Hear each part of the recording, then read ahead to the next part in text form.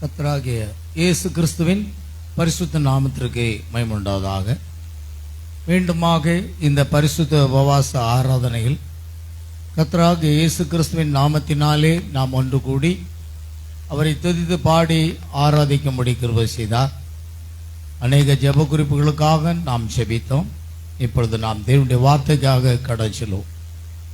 தேவனுடைய வார்த்தைக்காக இப்பொழுது எபிரேயர் நிறுவம் 11ஆம் அதிகாரம் 1ஆம் வசனம் தொடங்கி 7 வசனங்களை இப்பொழுது நாம் வாசிக்க கேட்கலாம். யாராவது ஒருவர் இந்த வசனங்களை வாசிக்க. எபிரேயர் நிறுவம் 11ஆம் அதிகாரம் 1ஆம் வசனம் தொடங்கி 7 வசனங்களை வாசிக்கலாம்.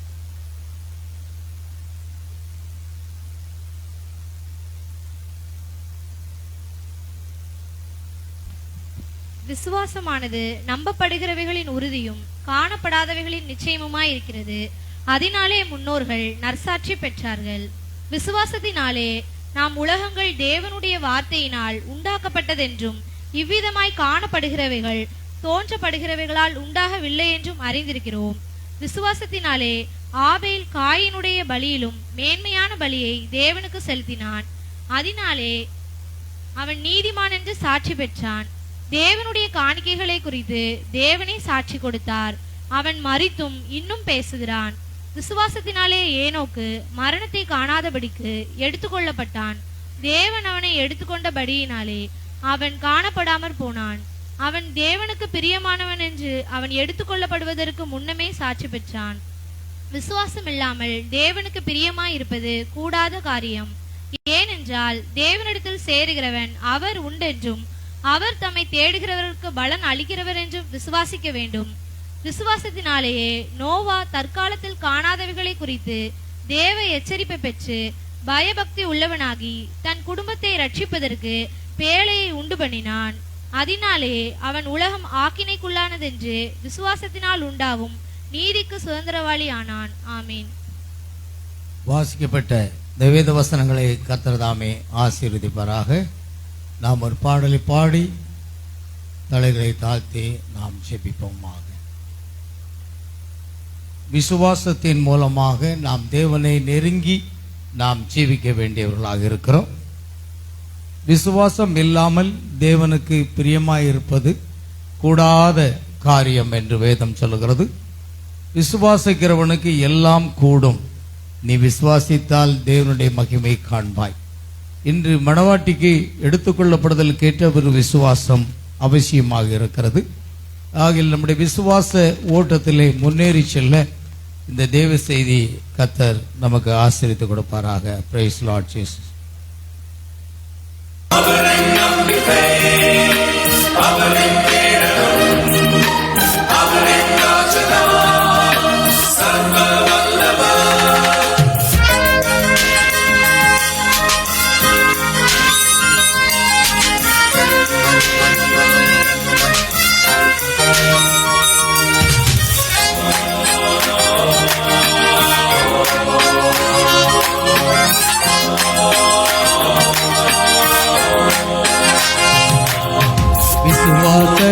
பாதையில் தினமும் நடந்திடுவேன்.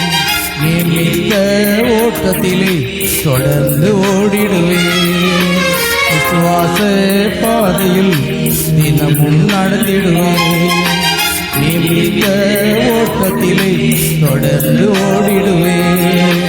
பாடுகள் என்ன செய்யும், துன்பங்கள் என்ன செய்யும், பாடுகள் என்ன செய்யும், துன்பங்கள் என்ன செய்யும், எதுவும் என்னை அசைப்பதில்லை, என்னை விட்டு பிரிப்பதில்லை. விசுவாச பாதையில் தினமும் நடந்திடுவேன்.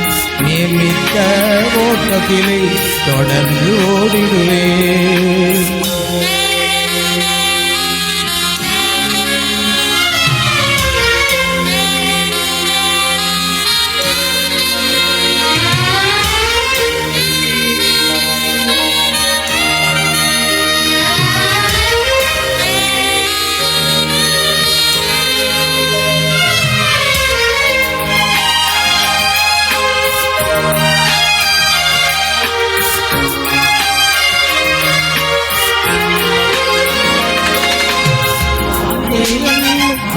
திராட்சையை தினமும் சாப்பிடுவேன். வார்த்தை எனும் மாத்திரையை தினமும் சாப்பிடுவேன். வாழ்நாளெல்லாம் சுகமாகவே வாழ்ந்து பலன் அடைவேன். வாழ்நாளெல்லாம் சுகமாகவே வாழ்ந்து பலன் அடைவேன். தழும்புகளாலே சுகமானே உம் வார்த்தையினாலே பலனாவே. உம் தழும்புகளாலே சுகமாவே உம் வார்த்தையினாலே பலனானே. பாடுகள் என்ன செய்யும், துன்பங்கள் என்ன செய்யும், பாடுகள் என்ன செய்யும், துன்பங்கள் என்ன செய்யும், எதுவும் என்னை அசைப்பதில்லை, அன்பை விட்டு பிரிப்பதில்லை. விசுவாச பாதையில் தினமும் நடந்திடுவேன். நியமித்த ஓட்டத்திலே தொடர்ந்து ஓடிடுவேன்.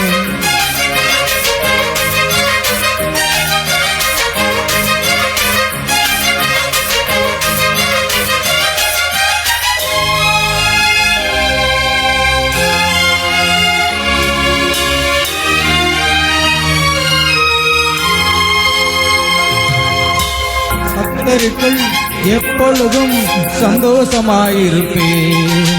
கர்த்தருக்குள் எப்பொழுதும் சந்தோஷமாயிருப்பேன். கிறிஸ்துவுக்குள் நிலைத்திருந்து கனிகள் கொடுத்திடுவேன்.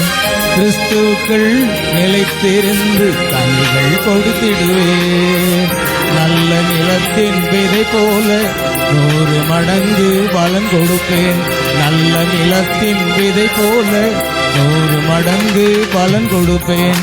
பாடுகள் என்ன செய்யும், துன்பங்கள் என்ன செய்யும், பாடுகள் என்ன செய்யும், துன்பங்கள் என்ன செய்யும், எதுவும் என்னை அசைப்பதில்லை, அன்பை விட்டு பிரிப்பதில்லை. விசுவாச பாதையில் தினமும் நடந்திடுவேன்.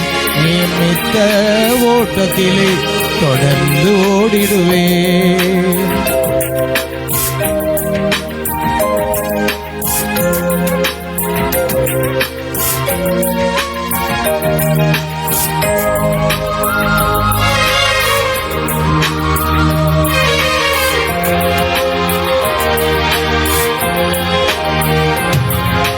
விசுவாச கப்பலிலே பயணம் செய்கின்றேன். விசுவாச கப்பலிலே பயணம் செய்கின்றேன். போற்றவனாய் பணி செய்து ஓட்டத்தை முடித்திடுவேன். போற்றவனாய் பணி செய்து ஓட்டத்தை முடித்திடுவேன். நீதி கிரீடம் எனக்கு உண்டு, நிரந்தர வாழ்வு அங்கு உண்டு. நீதியின் கிரீடம் எனக்கு உண்டு, நிரந்தர வாழ்வு அங்கு உண்டு. விசுவாச பாதையில் தினமும் நடந்திடுவேன். நியமித்த ஓட்டத்திலே தொடர்ந்து ஓடிடுவேன். விசுவாச பாதையில் தினமும் நடந்திடுவேன். நியமித்த ஓட்டத்திலே தொடர்ந்து ஓடிடுவேன். பாடுகள் என்ன செய்யும், துன்பங்கள் என்ன செய்யும், பாடுகள் என்ன செய்யும், துன்பங்கள் என்ன செய்யும், எதுவும் என்னை அசைப்பதில்லை, அன்பை விட்டு பிரிப்பதில்லை. விசுவாச பாதையில் தினமும் நடந்திடுவேன். நியமித்த ஓட்டத்திலே தொடர்ந்து ஓடிடுவேன். ஜெபிப்போம்.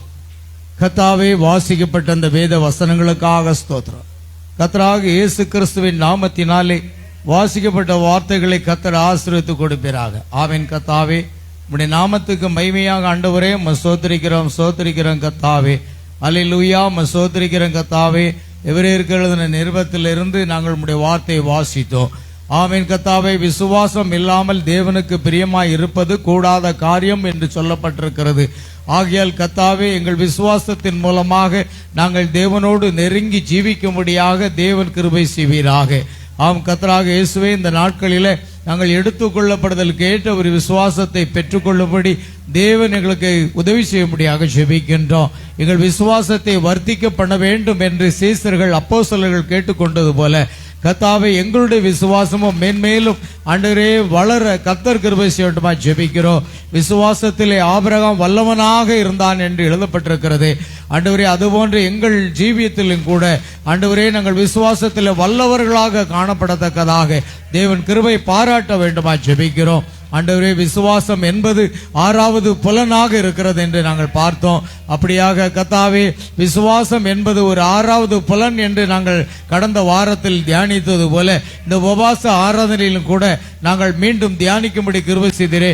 ஆண்டவரே தீர்க்கதரிசி பிரணாமுடைய ஊழியத்தில் ஆண்டவரே இந்த 6வது புலன் எப்படியெல்லாம் கிரியை செய்தது என்பதை குறித்து அந்த விசுவாசத்தை தட்டி எழுப்புவதற்கான சாட்சிகளை எல்லாம் கூறி அவர் பிரசங்கிப்பதை நாங்கள் பார்க்கிறோம். ஆண்டவரே விசுவாசம் என்பது 6வது புலன் என்றும் ஆண்டவரே மேம்பட்ட புலன் என்றும் ஆண்டவரே இந்த செய்திகள் மூலமாக நாங்கள் ஆண்டவரே உம்மை நெருங்கி வரும்படி கிருபை செய்கிறாக.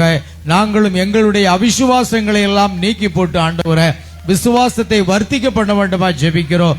அன்று அப்போஸ்தலர்கள் ஜெபித்தது போல எங்கள் அவிசுவாசம் நீங்கும்படி எனக்கு உதவி செய்யும் என்று சொல்லி ஆண்டவரே அந்த சோதிக்கிறப்பா அந்த தீயிலும் தண்ணீரிலும் தள்ளப்பட்ட அவனுடைய தகப்பன் கேட்டுக்கொண்டான் எங்கள் பார்க்கிறோம். ஆண்டவரே கர்த்தாவே அந்த தகப்பன் என்னுடைய அவிசுவாசம் நீங்கும்படி எனக்கு உதவி செய்யும் என்று கேட்டான். நிச்சயமாக கர்த்தாவே எங்களுடைய அவிசுவாசங்களை எல்லாம் நீக்கி போட்டு விசுவாசத்தை கட்டளையிடுங்க. விசுவாசத்தை துவக்கிறவரும் முடிக்கிறவருமாக இயேசு கிறிஸ்துவை நோக்கி நாங்கள் பொறுமையோடு கூட ஓடத்தக்கதாக தேவன் கிருபை செய்ய வேண்டுமா ஜெபிக்கிறையா. உம்முடைய நாமம் மகிமைப்பட்டோம். வாசிக்கப்பட்ட வேத வசனங்களை ஆசீர்வதியும். வேத வசனங்களை ஆசீர்வித்த உம்முடைய மகளை ஆசீர்வதிக்க முடியாது ஜெபிக்கிறோம். கர்த்தாவே உமக்கு சோத்திரம், கொடான கோடி சோத்திரம். கர்த்தருக்கென்று உம்முடைய பிள்ளைகள் செலுத்தின காணிக்கைகள் தசமபாகங்கள் எல்லாவற்றையும் வானத்தின் பலகணைகளை திறந்து இடங்களாமற் போக மட்டும் ஆசீர்வாதங்களை கட்டளையிட வேண்டுமா ஜெபிக்கின்றோம். சகல துதி கனம் மகிமை யாவற்றையும் உமக்கு செலுத்துகிறோம். கர்த்தராக இயேசு கிறிஸ்துவின் நாமத்தில் கேட்கிறோம் பிதாவே, ஆமென். நாம் வார்த்தைக்கு கடைச்சல் விசுவாசத்தை குறித்து நாம் பார்த்து கொண்டிருக்கிறோம். அது என்னவாக இருக்கிறது? 6வது ஒரு புலனாக இருக்கிறது. அல்லேலூயா. விசுவாசம் என்பது என்ன பிரியமானவர்களே? 6வது புலனாக இருக்கிறோம் என்று நாம் பார்த்தோம். விசுவாசத்தின் மூலமாகத்தான் ஒவ்வொன்றும் நடைபெறுகிறது என்பதை நாம் பார்க்கிறோம். இன்றைக்கும் நமக்கு ஒரு விசுவாசம் வேண்டும். அந்த விசுவாசம் என்பது இன்னும் மேலான ஒரு விசுவாசமாக இருக்க வேண்டும். இமைப்பொழுதிலே மர்வமாகி ஆகாயத்தில் அவரை சந்திக்கக்கூடிய ஒரு விசுவாசத்தை நாம் பெற்றுக்கொள்ள வேண்டும். அல்லேலூயா. கர்த்தருக்கு மகிமை உண்டாகட்டும். இப்பொழுது நாம் செய்தி கடன் சொல்லுவோம். அந்த பாருங்கள், கடந்த வாரத்தில் நாம் தியானித்த பகுதிக்கு மீண்டுமாக வரப்போகிறோம். இப்பொழுது தீர்க்கதரிசி பிரணாமுடைய ஊழியத்தில் நடைபெற்ற இந்த சம்பவங்களை குறித்து நாம் பார்க்க போகிறோம். அந்த விசுவாசம் எப்படி தட்டி எழுப்பப்படுகிறது, 6வது புலன் எப்படி கிரியை செய்கிறது, நம்முடைய வாழ்க்கையில 6வது புலன் கிரியை செய்வதற்கு நாம் என்ன செய்ய வேண்டும் என்பதையெல்லாம் குறித்து நாம் சற்று தியானித்தால் நன்றாக இருக்கும் என்று நான் பார்க்கிறேன். பாருங்கள், இங்கு ஒரு காரியத்தை நாம் பார்க்கிறோம். இங்குள்ள காடில் கூடாரத்தில் நாங்கள் அந்த கூட்டத்தை நடத்தின போது கால் ஊனமற்ற அந்த பையன் அங்கு வந்து அவனுக்காக ஜெபிக்கப்பட்டது. அங்கு வந்திருந்த உங்களில் அநேகர் அவனை கண்டீர்கள். பாருங்கள், கால் ஊனமற்ற ஒரு பையன் அங்கு வந்திருக்கிறார். கர்த்தருக்கு ஸ்தோத்திரம் உண்டாகட்டும். ஆகையால் அநேகர் அவரை கண்டார்கள். அவர்கள் அவனை பின்னால் உள்ள அந்த அவசர அறைக்கு கொண்டு வந்திருந்தான். காரணம், அந்த ஜெப அட்டை அவனுக்கு கிடைக்கவில்லை. பில்லி என்னை அவனிடம் கொண்டு சென்றான். அவர்கள் அவனை மேடைக்கு மேல் அந்த கட்டிடத்துக்கு 2-3 முறை கொண்டு வந்திருந்தனர். அவனுக்கு ஜெப அட்டை கிடைக்கவில்லை. ஜெப அட்டை கொடுப்பது அங்கு வரிசைப்படுத்துவதற்காக, ஒழுங்குபடுத்துவதற்காக தீர்க்கதரிசியுடைய சபையிலே கொடுக்கப்பட்டது. ஏனென்றால் அங்கு நூற்றுக்கணக்கான வியாதிஸ்தர்கள் வந்து அங்கு ஜெபிப்பது வழக்கமாக இருந்ததுனால எல்லாருக்கும் முன்கூட்டியே ஜெப அட்டைகள் கொடுக்கப்பட்டு வரிசை கிராமமாக அவர்கள் அந்த எண்களை சொல்லி வரவழைக்கப்பட்டு அவர்களுக்காக ஜெபிக்கப்பட்டது. ஆகையால் பிரியமானவர்களே, அவனுக்கு ஜெப அட்டை கிடைக்காத பட்சத்தில் எனவே அவனை அவசர அறையில் வைத்தனர். அவசரமான ஒரு அறை இருக்கிறது, எமர்ஜென்சி என்று சொல்வார்கள் அல்லவா, அதுபோல் நான் அங்கு சென்று அவனுக்காக ஜெபித்து அவனை உற்று பார்த்தேன். அவன், திரு பிரன்காமே, எனக்கு ஆறுதலாக ஏதாவது சொல்வீர்களா என்று அவன் கேட்டான். ஒரு ஆறுதலான வார்த்தை எனக்கு தந்தால் நன்றா இருக்குமே, எதையாவது சொல்வீர்களா என்று கேட்டான். அவ்வளவு வேதனைகளை அனுபவித்த ஒரு பையனாக அவன் இருந்தான். ஆகையால் அங்கு நான், ஆம் ஐயா மகனே, இளம்பிள்ளை வாதம் உன்னை இந்த நிலைக்கு கொண்டு வந்து விட்டது என்றேன். அவன் அது சரி என்றான். ஆகையால் நான், உன் பெயர் இன்னது, நீ இன்னின்ன இடத்திலிருந்து வருகிறாய் என்று சொன்னேன். அவன், அது உண்மை, அதெல்லாம் சரியாக நீங்கள் சொல்லிவிட்டீர்கள், ஆனால் நான் சுகமடைவதை குறித்து என்ன? ஆமேன். அவன் எதிர்பார்த்திருந்த காரியம், தான் சுகமடைவேன் என்பதை எதிர்பார்த்து தான் வந்திருந்தான். அல்லேலூயா. இந்த உபவாச ஆராதனைக்கு அநேகர் வந்திருக்கிறீர்கள் பிள்ளைமார்களே. என்ன ஒரு எதிர்பார்ப்போடு, எக்ஸ்பெக்டேஷன், ஒரு எதிர்பார்ப்பு இல்லாமல் நீங்க எந்த ஆராதனைக்கும் வரக்கூடாது. தேவனோடு நீங்கள் பேச வருகிறீர்கள். தேவன் அவரிடத்துல உங்கள் காரியங்களை நீங்கள் சமர்ப்பிக்கிறீர்கள். கர்த்தர் அதை கேட்டு உங்களை திருப்திப்படுத்தி ஆசீர்வதித்து அனுப்ப விரும்புகிறார். இஸ்ரவேலை ஆசீர்வதிப்பது கர்த்தருக்கு பிரியமாக இருக்கிறபடியினால் நாம் ஒரு எதிர்பார்ப்போடு தான் ஆராதனைக்கு வர வேண்டும். ஏனோ தானோ என்று வருவதல்ல, ஒரு எதிர்பார்ப்போடு வர வேண்டும். அல்லேலூயா. ஒரு ஹோட்டலுக்கு சாப்பிட போகிறோம், என்ன எதிர்பார்ப்பு? இந்த பசியை ஆற்றுவதற்கு நாம் எதையாவது நாம் அங்கு சாப்பிடுவோம், நம்முடைய பசி நீங்கிவிடும். நிச்சயமாக ஹோட்டலுக்கு சாப்பிட போறவங்க ஏனதானு போக மாட்டாங்க. பசியோடு செல்லும் பொழுது அதற்குரிய ஏதாவது உணவுகளை நாம் திருப்திகரமாக சாப்பிடும் பொழுது நம்முடைய பசி நீக்கப்படுகிறது. ஆகையால் ஒரு எதிர்பார்ப்போடு தான் ஒரு ஹோட்டலுக்குள் நாம் செல்லுகிறோம். அதே போல தேவனுடைய சமூகத்தில் நீதியின் மேல் பசி தாகம் உள்ளவர்கள் பாக்கியவான்கள், அவர்கள் திருப்தி அடைவார்கள் என்று எழுதியிருக்கிறார். ஒரு பசி தாகத்தோடு தான் நாம் ஆராதனைக்கு வர வேண்டும், ஒரு எதிர்பார்ப்போடு நாம் வர வேண்டும். அல்லேலூயா. பிரியமானவர்களே, அப்படித்தான் அந்த கூட்டத்திற்கு ஒரு எதிர்பார்ப்போடு அந்த பையன் வந்திருந்தான். நீ இன்னிடத்திலிருந்து வருகிறாய், உன் பெயர் இன்னது என்று அவர் சொல்ல பொழுது, ஐயா அது உண்மையாக இருக்கிறது, ஆனால் நான் சுகமடைவதை குறித்து என்ன? அவன் எதை எதிர்பார்த்து வந்திருந்தான்? நான் இந்த கூட்டத்திலே சுகமடைவேன், இயேசு கிறிஸ்து என்னை சுகமாக்குவார் என்ற ஒரு எதிர்பார்ப்போடு வந்தான். வியாதியோடு வந்துவிட்டு வியாதியோடு செல்ல அவன் வரவில்லை, சுகமடைவேன் என்ற விசுவாசத்தோடு வந்திருந்தான். ஆகையால் அவன், இன்ன இடத்திலிருந்து வருகிறாய், உன் பெயர் என்ன என்பது கூட அவனை ஆச்சரியப்படுத்தவில்லை. ஏன்னா அவனுடைய வேதனை அவனுக்கு தான் தெரியும். அவன், நான் சுகமடைவதை குறித்து என்ன சொல்லுகிறீர்கள் என்று கேட்டான். அதற்கு நான், அவருடைய தழும்புகளால் நீ குணமடைந்தாய் என்றேன். பாருங்கள், அங்கு எதை நாம் சுட்டி காட்ட முடியும்? வேத வசனங்களை சுட்டி காட்ட முடியும். ஆமென். அதுதான் 1 பேதுரு 2:24 வசனத்திலே, நாம் பாவங்களுக்கு செத்து நீதிக்கு பிழைத்திருக்கும்படியாக இயேசு கிறிஸ்து தாமே நம்முடைய பாவங்களை சிலுவின் மேல் சுமந்தார், அவருடைய தழும்புகளால், என்னுடைய தழும்புகளால் நீங்கள் குணமானீர்கள் என்று சொல்லுகிறார். ஆமென். ஆகையால் இயேசு அங்க சொன்ன வார்த்தையை கவனிங்க. அவருடைய தழும்புகளால், இயேசு கிறிஸ்துவின் தழும்புகளால் நீ குணமடைந்தாய் என்று வார்த்தையை கொடுத்த. ஏன்னா வார்த்தை அப்படித்தான் இருக்குது. பாருங்கள், என்னுடைய தழும்புகளால் நீங்க என்ன செய்தீர்கள்? சுகமானீர்கள் என்று எழுதியிருக்கிறது. அந்த வார்த்தையை அவர் எடுத்து சொல்லுகிறார். அவன் வீடு சென்று சாட்சி கொடுத்து தேவனுக்கு துதியை செலுத்திக் கொண்டிருந்தான். அவன் நிந்தை கொண்டு வந்ததாக சுற்று வட்டாரத்தில் எண்ணினர்.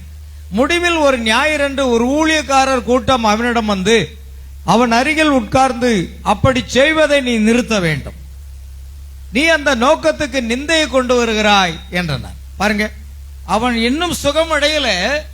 ஆனால் எதை அவன் விசுவாசித்தான்? என் தழும்புகளால் நீ சுகமானாய் என்று சொல்லப்படுகிற அந்த வார்த்தையை விசுவாசித்தான். விசுவாசிகள் எப்பொழுதும் எதை விசுவாசிக்க வேண்டும்? வார்த்தையை விசுவாசிக்க வேண்டும். அவன் வார்த்தையை விசுவாசிக்கிறவனாக இருந்தான். ஆகையினால் அவன் எதை குறித்து கவலைப்படவில்லை. நான் இயேசுவின் தழும்புகளால் சுகமானேன் என்ற விசுவாசத்தை அறிக்கை செய்கிறவனாக இருந்தான். ஆனால் ஒரு ஊழியக்காரர்கள் கூட்டம் அவனிடம் வந்து, நீ இப்படி சொல்வதையெல்லாம் நிறுத்த வேண்டும். காரணம், நீ தேவனுக்கு என்ன செய்கிறார், நிந்தையை கொண்டு வருகிறாய் என்று அவர்கள் கூறினர். அந்த இளைஞன் அங்கு உட்கார்ந்து கொண்டு, மிஸ்டர், நான் இருக்கிற இடத்தில் நீங்கள் இருந்து நான் உட்கார்ந்து கொண்டிருக்கும் நாற்காலியில் உட்கார்ந்திருக்க நேர்ந்தால் எனக்கு கிறிஸ்துவில் உள்ள கடைசி நம்பிக்கையை என்னிடமிருந்து பறிக்க நீங்கள் முயற்சி செய்ய மாட்டீர்கள். ஆமென். நான் இருக்கிற இடத்துல நீங்க இருந்தீங்கன்னா உங்களுக்கு அந்த வேதனை தெரியும். அல்லேலூயா. ஆகையால் பிரியமானவர்களே, நான் என்னை போன்ற ஒரு சூழ்நிலையில, நான் இருக்கக்கூடிய சூழ்நிலையில, நான் வேதப்படுகிற சூழ்நிலையில் நீங்கள் இருந்தால் என்னிடத்துல கடைசி ஒரு நம்பிக்கை இருக்கிறது. ஆமென். அல்லேலூயா. என்னிடத்தில் இருக்கக்கூடிய கடைசி நம்பிக்கை என்னிடத்திலிருந்து நீங்க பறிக்க முயற்சி செய்யாதீங்க.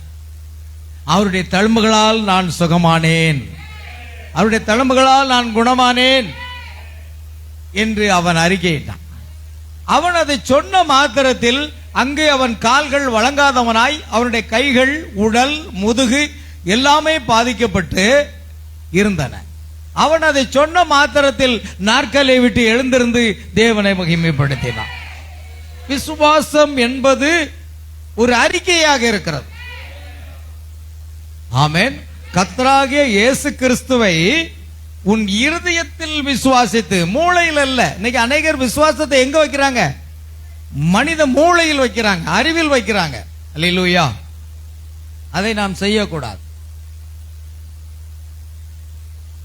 மூளையில் நாம் வைக்க கூடாது, அறிவில் வைக்க கூடாது.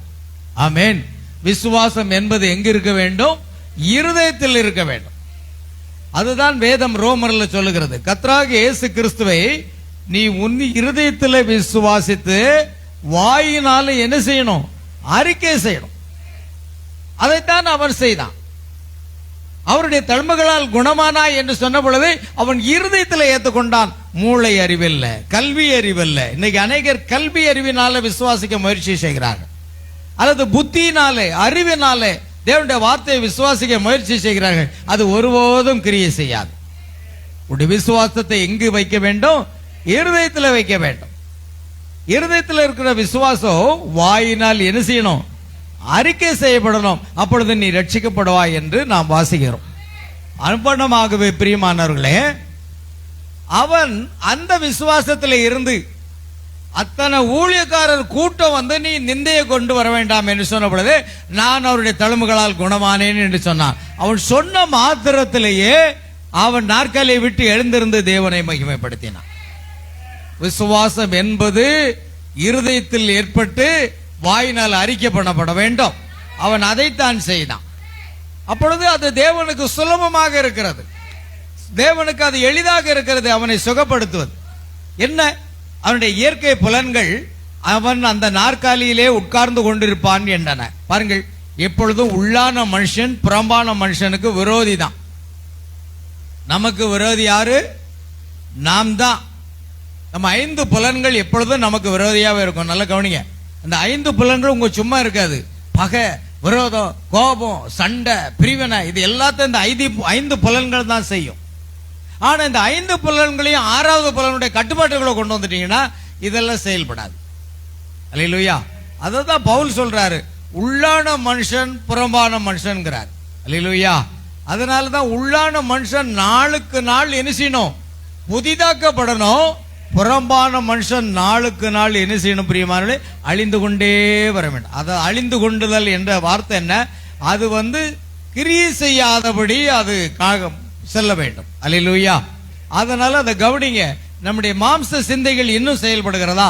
இன்னும் 5 புலன்கள் செயல்படுகிறதா? இன்னும் கோபம், வைராக்கியம், சண்டைகள், பிரிவினைகள் எல்லாம் நமக்குள் காணப்படுகிறதா? ஓ, நாம் முழுக்க முழுக்க இந்த மாம்சத்திலே வாழ்ந்து கொண்டிருக்கிறோம். அல்லேலூயா. கர்த்தர் சார். ஏன்னா கலாத்தியர் 5ஆம் அதிகாரத்தில் இருக்கு, மாம்சத்தினுடைய கிரியைகள் வெளியரங்கமாக இருக்கின்றன. இதெல்லாம் மாம்சத்தினுடைய கிரியைகள். ஆவியின் கனிகள் என்ன என்பதையும் அங்கு நீங்கள் வாசிக்க முடியும். ஆகையால் இயற்கை புலன்கள், அந்த 5 புலன்கள், கண்கள், காதுகள், உணர்தல், வாய் எல்லாமே அவனுக்கு என்ன செய்கிறது? நீ அந்த இயற்கை புலன்கள் எல்லாமே அவன் அந்த நாற்காலியிலே உட்கார்ந்து கொண்டிருப்பான். சுகமடைய வாய்ப்பு இல்லை. மருத்துவருடைய சீட்டுகளும் அங்கு இருக்கிறது, சான்றிதழ்களும் இருக்கிறது. அவன் சுகமடைய வாய்ப்பு இல்லை என்று அவை எல்லாமே அவனுடைய விசுவாசத்துக்கு விரோதமாக முறையிட்டு கொண்டிருந்தன. இது நம்முடைய வாழ்க்கையிலும் இருக்கும். நம்முடைய விசுவாசத்தை தேவன் வார்த்தையின் பேரில் வைக்கும் பொழுது நம்முடைய 5 புலன்கள் இந்த எல்லாமே அதுக்கு விரோதமாகவே முறையிட்டு கொண்டிருக்கிறோம். நாம் அதை கவனிக்க வேண்டும். அல்லேலூயா. ஆகையால் பிரியமானவர்களே, அவன் வாழ்நாள் முழுவதும் அங்கு உட்கார்ந்திருக்க வேண்டும் என்றார். ஆனால் அவனுடைய 6ஆம் புலனோ அவருடைய தழும்புகளால் நான் குணமானேன். பாருங்க, 6ஆம் புலன் எதை பிடித்துக் கொள்கிறது? வார்த்தையை பிடித்துக் கொள்கிறது. அவருடைய தழும்புகளால் நான் குணமானேன். அது ஏசாயா 53ஆம் அதிகாரம் 5-6 வசனத்திலே வாசிக்கும் பொழுது நம்முடைய மீறுதல் நிமித்தம் அவர் காயப்பட்டார், நம்முடைய அக்கிரமங்கள் நிமித்தம் அவர் நொறுக்கப்பட்டார், நமக்கு சமாதானத்தை உண்டு பண்ணும் ஆக்கினையில் அவர் மேல் வந்தது, அவருடைய தழும்புகளால் நாம் குணமானோம். ஆமென். 2000 ஆண்டுகளுக்கு முன்பாகவே இயேசு நம்மை குணமாக்கி விட்டார். ஆனா விசுவாசம் என்ற ஒன்று இருக்குமானால் நீங்கள் சுலபமாக எளிதாக அதை பெற்றுக்கொள்ள முடியும். அந்த விசுவாசம் என்பது இருதயத்தில் வர வேண்டும். அது கல்வியிலேயோ அறிவிலேயோ வரக்கூடாது. புரிந்து கொள்ளுங்கள். ஆமென். ஆகையால் அவருடைய தழும்புகளால் நான் குணமானேன் என்றது அதுதான் 6வது புலன். 6வது புலனுக்கு இவர் நல்லா கவனிக்கணும். இந்த 6வது புலன் நமக்குள் கிரியை செய்யக்கூடாதபடிக்கு நமக்கு விரோதமாக இருக்கிறது யாருங்க? நம்முடைய 5 புலன்களும் அதுக்கு விரோதமாகவே இருக்கும். ஆமென். அதனால தான் ஒருவனுக்கு சத்துருக்கள் அவன் வீட்டாரே. ஒருவனுடைய சத்துருக்கள் யாரா? அவனுடைய வீட்டாரே. அந்த வீட்டார்னா நீங்க வீட்டில் உள்ள ஆளை பார்க்காதீங்க, நீங்க தான். உங்களுக்கு உங்களுடைய மாம்சம் தான் அது சத்துருக்கள். நம்முடைய மாம்சம் என்னதுங்க? அந்த உள்ளான மனுஷனுக்கு சத்துருவாக இருக்கிறான். அப்ப இந்த சத்துருவை நம்ம ஜெயிக்கணும்னா அந்த 6வது புலனை கொண்டு தான் ஜெயிக்க முடியும். 6வது புலன் என்றால் இந்த மாம்ச கிரியைகளை என்ன செய்ய முடியாது, நாம ஜெயிக்கவே முடியாது. அது நமக்கு அவசியமாக இருக்கிறது. நாம் ஜெயித்தாக வேண்டும். ஏனென்றால் கர்த்தராகிய இயேசு கிறிஸ்து வரும் பொழுது நம்முடைய ஆவி, நம்முடைய ஆத்மா, நம்முடைய சரீரம் எப்படி இருக்கணும்? குற்றமற்றதா இருக்கணும். அப்படி யார் காணப்படுகிறார்களோ அவர்கள் தான் இயேசு கிறிஸ்துவை ஆகாயத்தில் சந்திப்பார். ஆமென். ஆக நாம் கவனமாக இருக்க வேண்டும், எச்சரிக்கையாக இருக்க வேண்டியது அவசியம். ஆகையால் அவன் செய்யும்படியான காரியம் வேறு ஒன்றும், தேவன் உரைத்ததற்கு முரணாய் இருந்த அனைத்தையும் அவன் புறம்பாக்கினான். அதற்காகத்தான் 6வது புலன் அளிக்கப்பட்டுள்ளது. பாத்தீங்களா? 6வது புலன் தேவன் யாருக்கு கொடுக்கிறாரு? மறுபடியும் பிறந்த கிறிஸ்தவர்களுக்கு கொடுக்கிறார். உலகத்தாருக்கு கிடையாது. உலகத்தார் ஜெயிக்க முடியாது. அவன் எந்த வகையிலும் பாவத்தை ஜெயிக்க முடியாது, மரணத்தை ஜெயிக்க முடியாது, சாத்தானை ஜெயிக்க முடியாது. அது எவ்வளவு வசதி உள்ள வாழ்க்கை வாழ்ந்தாலும் சரி, அவன் இந்த உலகத்தையும் இந்த பாவத்தையும் சாத்தானையும் ஜெயிக்கவே முடியாது. ஆனா ஜெயம் பெற்ற வீரர் ஒருவர் இருக்கிறார். அவர் கர்த்தராகிய இயேசு கிறிஸ்து. ஆமென். நான் உலகத்தை ஜெயித்தேன். ஆமென். நம்முடைய கர்த்தராகிய இயேசு கிறிஸ்து நாமத்தினாலே ஜெயம் கொள்ளுகிற தேவனுக்கு ஸ்தோத்திரம் என்று ஒரு விசுவாசி அறிக்கையிடுகிறார். ஆகையால் இயேசு உலகத்தை ஜெயித்தது போல, சாத்தானை ஜெயித்தது போல, மரணத்தை ஜெயித்தது போல, மரணத்தை ஜெயிக்கக்கூடிய ஒரு சிறு கூட்டத்தை தேவன் இந்த உலகத்தில் வைத்திருக்கிறார். ஆமென். அல்லேலூயா. ஆகையால் அது நாம் எங்கு ஜெயிக்கிறோம் பாருங்கள். எங்கு ஜெயம் பெற வேண்டும் என்பதை நீங்கள் கவனமாக இருக்க வேண்டும். நாம் ஜெயிக்க வேண்டியது நம்முடைய 5 புலன்கள். ஆமென். நாம் 5 புலன்களை நாம் ஜெயிக்கணும். அப்படி நாம் ஜெயிக்கும் போது மரணமே உன் கூறு எங்கே, பாதாளமே உன் ஜெயம் எங்கே என்று அவனுக்கு சவால் விட முடியும். ஆகையால் நம்முடைய சத்துரு வேற யாரும் இல்லைங்க. பக்கத்து வீட்டுக்காரனோ எதிர் வீட்டுக்காரனோ நமக்கு சத்துரு இல்ல. நம்முடைய சரீரம், நம்ம 5 புலன்கள் தான் நமக்கு சத்துரு. இந்த 5 புலன்கள் தான் அதுக்கு நாம் முக்கியத்துவம் கொடுக்கறதுனால தான் அநேகர் ஆராதனை விட்டுருந்தாங்க, அநேகர் உலக காரியமா போறாங்க. அதுக்கு காரணம் என்ன? இந்த 5 புலன்கள் சொல்படிதான் அவர்கள் கேட்பார்களே தவிர 6வது புலன் ஆகிய பரிசுத்தாவினுடைய வழிநடத்தல் வரும் பொழுது அது வேறு விதமாக இருக்கும். ஆமென். அங்குதான் நாம் வர வேண்டியதா இருக்கிறோம். அல்லேலூயா. கர்த்தருக்கு ஸ்தோத்திரம். கவனிங்க, அடுத்தது நாம் பார்க்கிறோம் வயோதிபனான ஜான் ரைன் தீர்க்கதரிசியுடைய ஊழியத்தில் நடந்த காரியங்கள் எல்லாம் தேவன் அங்கே தீர்க்கதரிசி பட்டியலிட்டு நம்ம கொடுக்கிறார். காரணம், நம்முடைய விசுவாசமும் வளர வேண்டும். ஆறாவது பலன் எப்படி கிரியை செய்கிறது, நாம் அதை எப்படி பெற்றுக்கொள்வது, அது மிக முக்கியம் வாய்ந்தது. வயோதிபனான ஜான் ரைன் என்னும் குருட்டு பிச்சைக்காரன் போர்ட் வெயினில் இருந்தான். அன்றொரு நாள் அங்கு நாங்கள் சென்றிருந்த பொழுது அந்த கூட்டத்தில் அவனுக்கு ஜெபம் பண்ணப்பட்டது. அது பியானோ இசைப்பவர் யாருமே இல்லாமல். பாருங்கள், அந்த வேளையில பியானோ என்ற ஒரு கருவி இருக்கிறது. அதை ஒரு சகோதரி எப்பொழுதுமே அதை இசைப்பாள். அன்று அந்த கூட்டத்தில் பியானோ வாசிப்பர் எவரும் இல்லாமல் மகத்தான வைத்தியர் இப்பொழுது அருகில் உள்ளார் என்னும் பாடலை பியானோ தானாகவே வாசித்த இரவுக்கு முந்தின இரவாக இருந்தது. ஆமென். ஓ, பியானோவை வாசிக்க ஆள் இல்லை என்றால் தேவனால் இதை வாசிக்க முடியும், தேவனால எழுத முடியும், தேவனாலே விரல்களினாலே சாத்தானை துரத்த முடியும். ஆமென். அதுதான் காரியம். தீர்க்கதரிசியினுடைய சபையில ஒரு முறை எப்பொழுதும் பியானோ வாசிக்கக்கூடிய ஒரு சகோதரி இருந்தால் அவள் பெயர் கெர்டி. அந்த சகோதரி சபையிலே மகத்தான வைத்தியர் இங்கே இருக்கிறார் என்று அந்த சுகமளித்தல் ஆராதனை நேரத்தில் அவள் வாசிப்பது வழக்கம். அப்படி அவள் வாசித்துக் கொண்டிருந்த பொழுது பரிசுத்த ஆவியானுடைய அபிஷேகம் அவள் மேல் வந்தது. அவள் சுருதி பிசகாமல் வாசித்துக் கொண்டிருக்கும் பொழுது அந்த அபிஷேகம் வந்த உடனேயே அந்த பியானோ வாசிப்பதை அவள் விட்டு விட்டார். அவள் ஆவியில் இருந்து தேவனை மகிமைப்படுத்திக் கொண்டிருந்தாள். அல்லேலூயா. அவள் 2 விரல்களும் அந்த பியானோ கரியை விட்டு எடுபட்டு விட்டது. அது தேவனை அவை மகிமைப்படுத்திக் கொண்டிருந்தார். தேவ ஆவி அவளுக்குள் முழுமையாக அபிஷேகித்தது. தேவ பிரசன்னத்தில் அவள் நிறைந்திருந்தாள். அந்த பியானோ வாசிப்பதை விட்டு விட்டாள். ஆனால் அந்த பியானோ ஒரு சுருதி கூட விலகாமல் அது அப்படியே மகத்தான வைத்தியர் இப்பொழுது இங்கே இருக்கிறார் என்று அது தொடர்ந்து வாசித்துக் கொண்டே இருந்ததாம். எவ்வளவு ஆச்சரியமான காரியம். தீர்க்கதரிசி சபையில 6வது புலன் எப்படி கிரியை செய்தது? ஏன் நம்முடைய கடைசி கால செய்தி சபைகளிலே இப்பொழுது 6வது புலன் செயல்படுகிறதா, கிரியை செய்கிறதா? அது முக்கியமானது அல்லவா? அந்த 6வது புலன் தாங்க நம்ம உலகத்தை ஜெயிக்க வைக்கும்.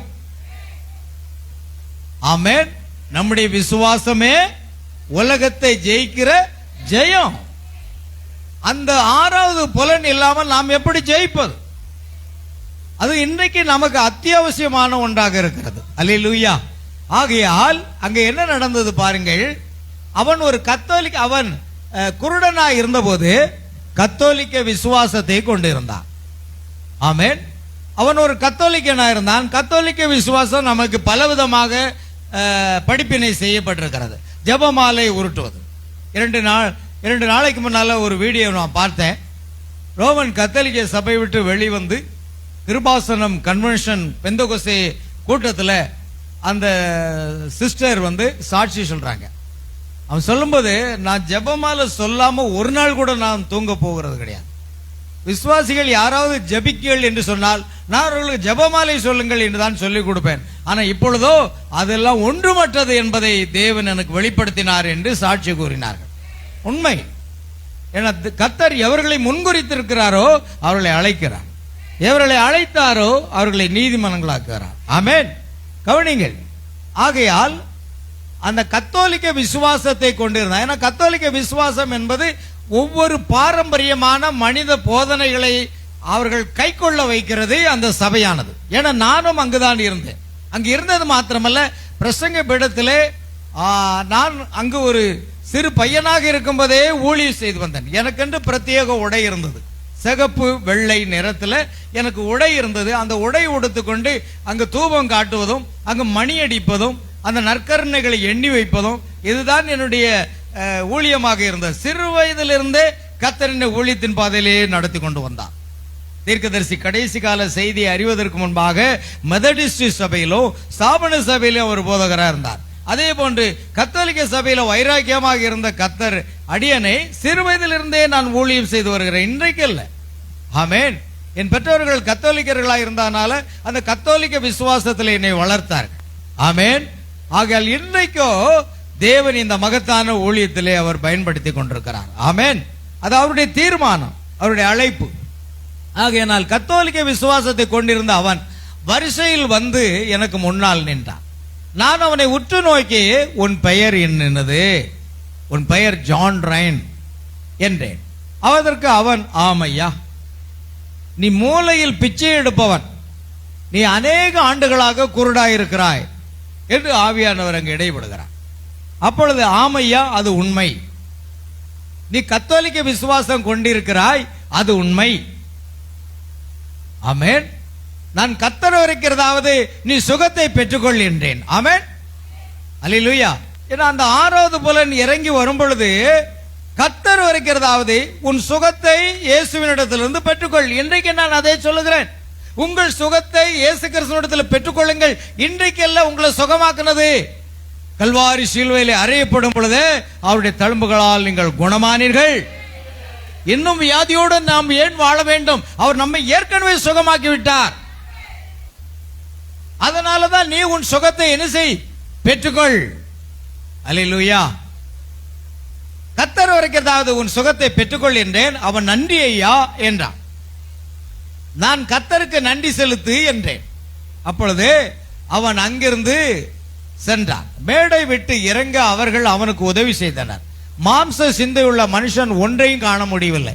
அதன் மூலம் ஏற்பட்ட விளைவை அவர்களால் காண முடியவில்லை. அவர்கள் அவன் முன்னை போலவே குருடாயிருக்கிறான் என்றனர். அல்லேலூயா. பாருங்கள், அவர்களால் அப்படி மாம்ச பார்க்கான சிந்தையை வைத்துக்கொண்டு இன்னும் அவர் குருடனாகவே இருக்கிறான், அவன் குணமாகவில்லை என்று மற்றவர்கள் சொல்லிக் கொண்டிருந்தார்களாம்.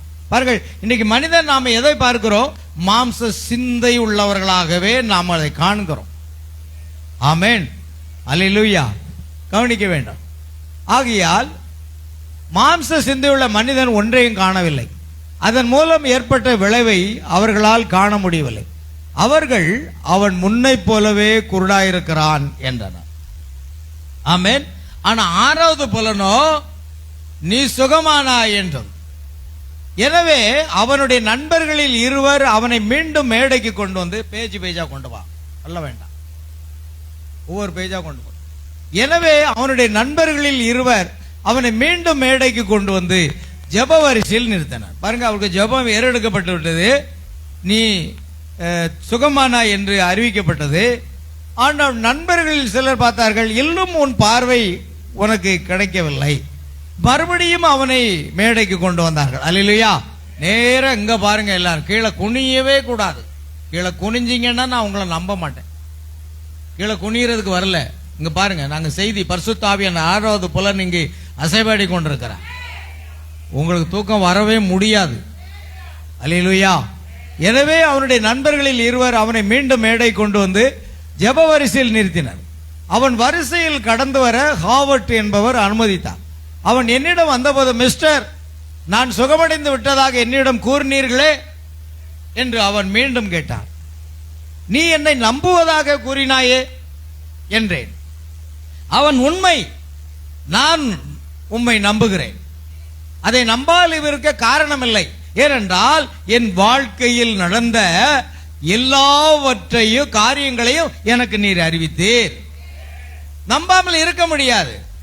ஏனென்றால் என் வாழ்க்கையில் உள்ள காரியங்கள் எல்லாம் நீர் அறிவித்தீர். ஆகையால் உம்மை நம்பாமல் இருக்க எனக்கு வாய்ப்பில்லை.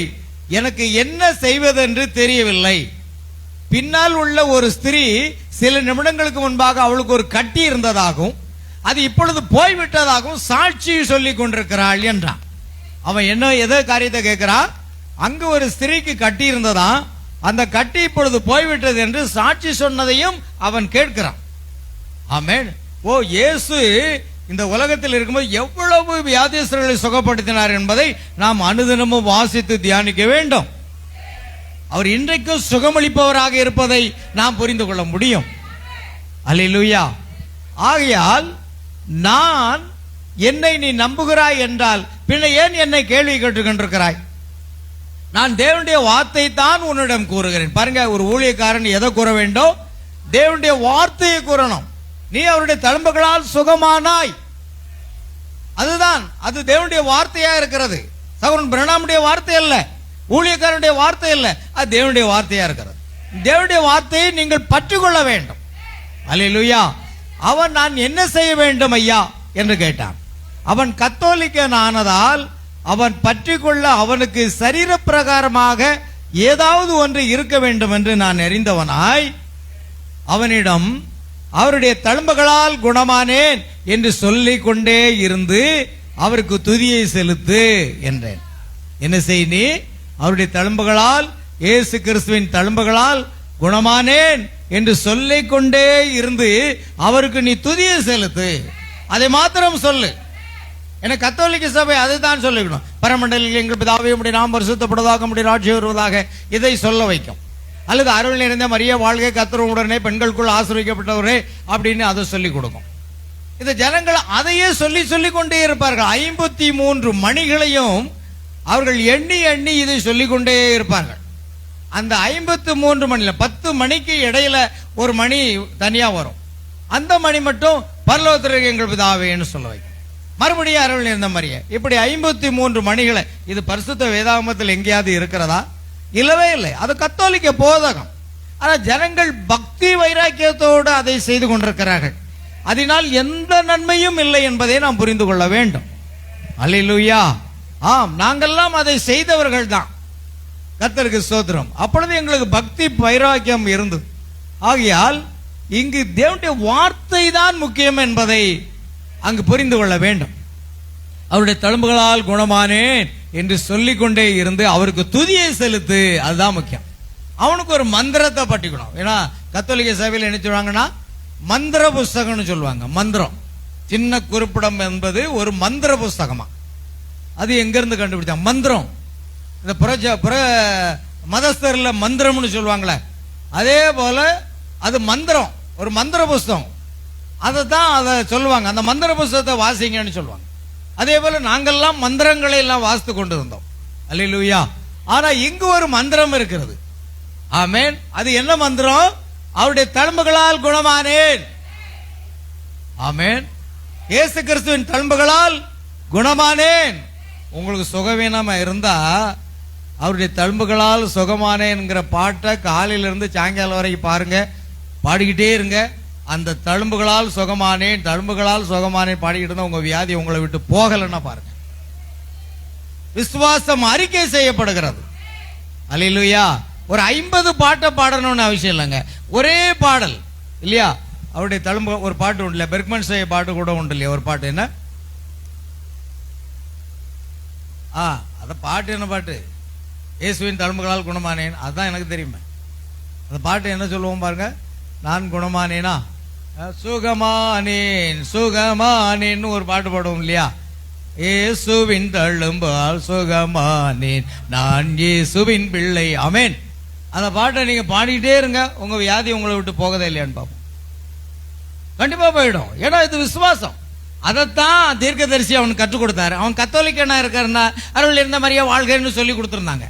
ஆனா இப்பொழுதோ தீர்க்கதரிசி என்ன சொல்லி கொடுக்கிறாரு? அவருடைய தழும்புகளால் நான் சுகமானேன். அது அவருடைய வார்த்தையா இருக்கிறது. அதைத்தான் அவர் சொல்லிக் கொடுத்தார். நீ இதை சொல்லிக் கொண்டே இரு. ஒருவேளை நான் நினைத்திருக்கிறேன் அவன் ஒரு நாளைக்கு 100கணக்கான நேரம் அதை சொல்லிக் கொண்டே இருந்தான். அந்த ஜெபமாலையை உருட்டி கொண்டிருந்தது போலவே அவன் 100கணக்கான வேளைகளில் அதை சொல்லிக் கொண்டே இருந்திருப்பான். ஆமென்.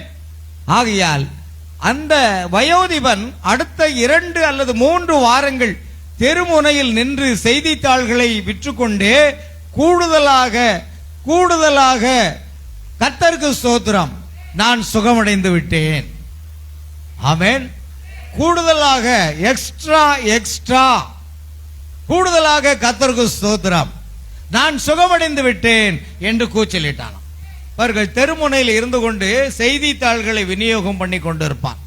அவனுக்கு இன்னும் பார்வை வரல. ஆனா விசுவாசம் இருதயத்திலே வந்து வாயினால அறிக்கை செய்யப்படுகிறது. அவன் இருதயத்தில் விசுவாசம் இருந்ததுனால, ஏன்னா பைபிள்ல ஒரு வசனம் இருக்கு, இருதயத்தின் நிறைவினால் வாய் பேசும். உன் இருதயத்தில் என்ன இருக்கிறதோ, களவுகளும் பொருளாசையும் வன்மமும் பொறாமை இருந்தா வாயில என்ன வரும்? அதுதான் வரும். எங்க பானையில சோறு இருந்தா அகப்பையில என்ன வரும்? சோறு தான் வரும். இருதயத்துல களவுகள் அதெல்லாம் பைபிள்ல இருக்கு. பொறாமை, வஞ்சனை, சூது, இது எல்லாம் இருதயத்தில் இருந்தா வாயில அதுதான் வரும். இருதயத்தின் நிறைவுதான் வாய் பேசும். நாம் வாய் பேசுறதை கண்டுபிடிச்சிடலாம், அவங்க இருதயத்துக்குள்ள என்ன இருக்குன்னு கண்டுபிடிச்சிடலாம். அல்லேலூயா. அப்ப நம்முடைய வாய் நாவுகள் என்ன பேசுகிறது, அதை வச்சே உங்கள் இருதயங்களில் என்ன இருக்கிறது என்பதை கண்டுபிடிக்க முடியும். ஆகையால் விசுவாசம் இருதயத்தில் ஏற்பட்டு நாவினாலே அறிக்கை செய்யப்படுகிறது. ஆமென். ஆகையால் அவன் அதை உறுதியாக பிடித்துக் கொண்டான். அந்த செய்தித்தாள்களை விநியோகம் செய்யும் பொழுது என்ன செய்கிறான், கர்த்தர் அவன் என்ன செய்கிறான், கர்த்தருக்கு ஸ்தோத்திரம், நான் சுகமடைந்து விட்டேன்.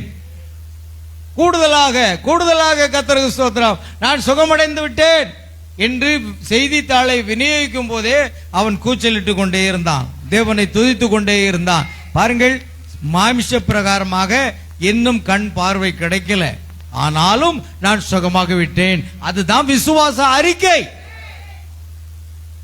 உங்கள் இருதயத்தில் விசுவாசம் இருந்தா வாயில அறிக்கை வரும். அங்க இல்லைன்னா இங்க வராது.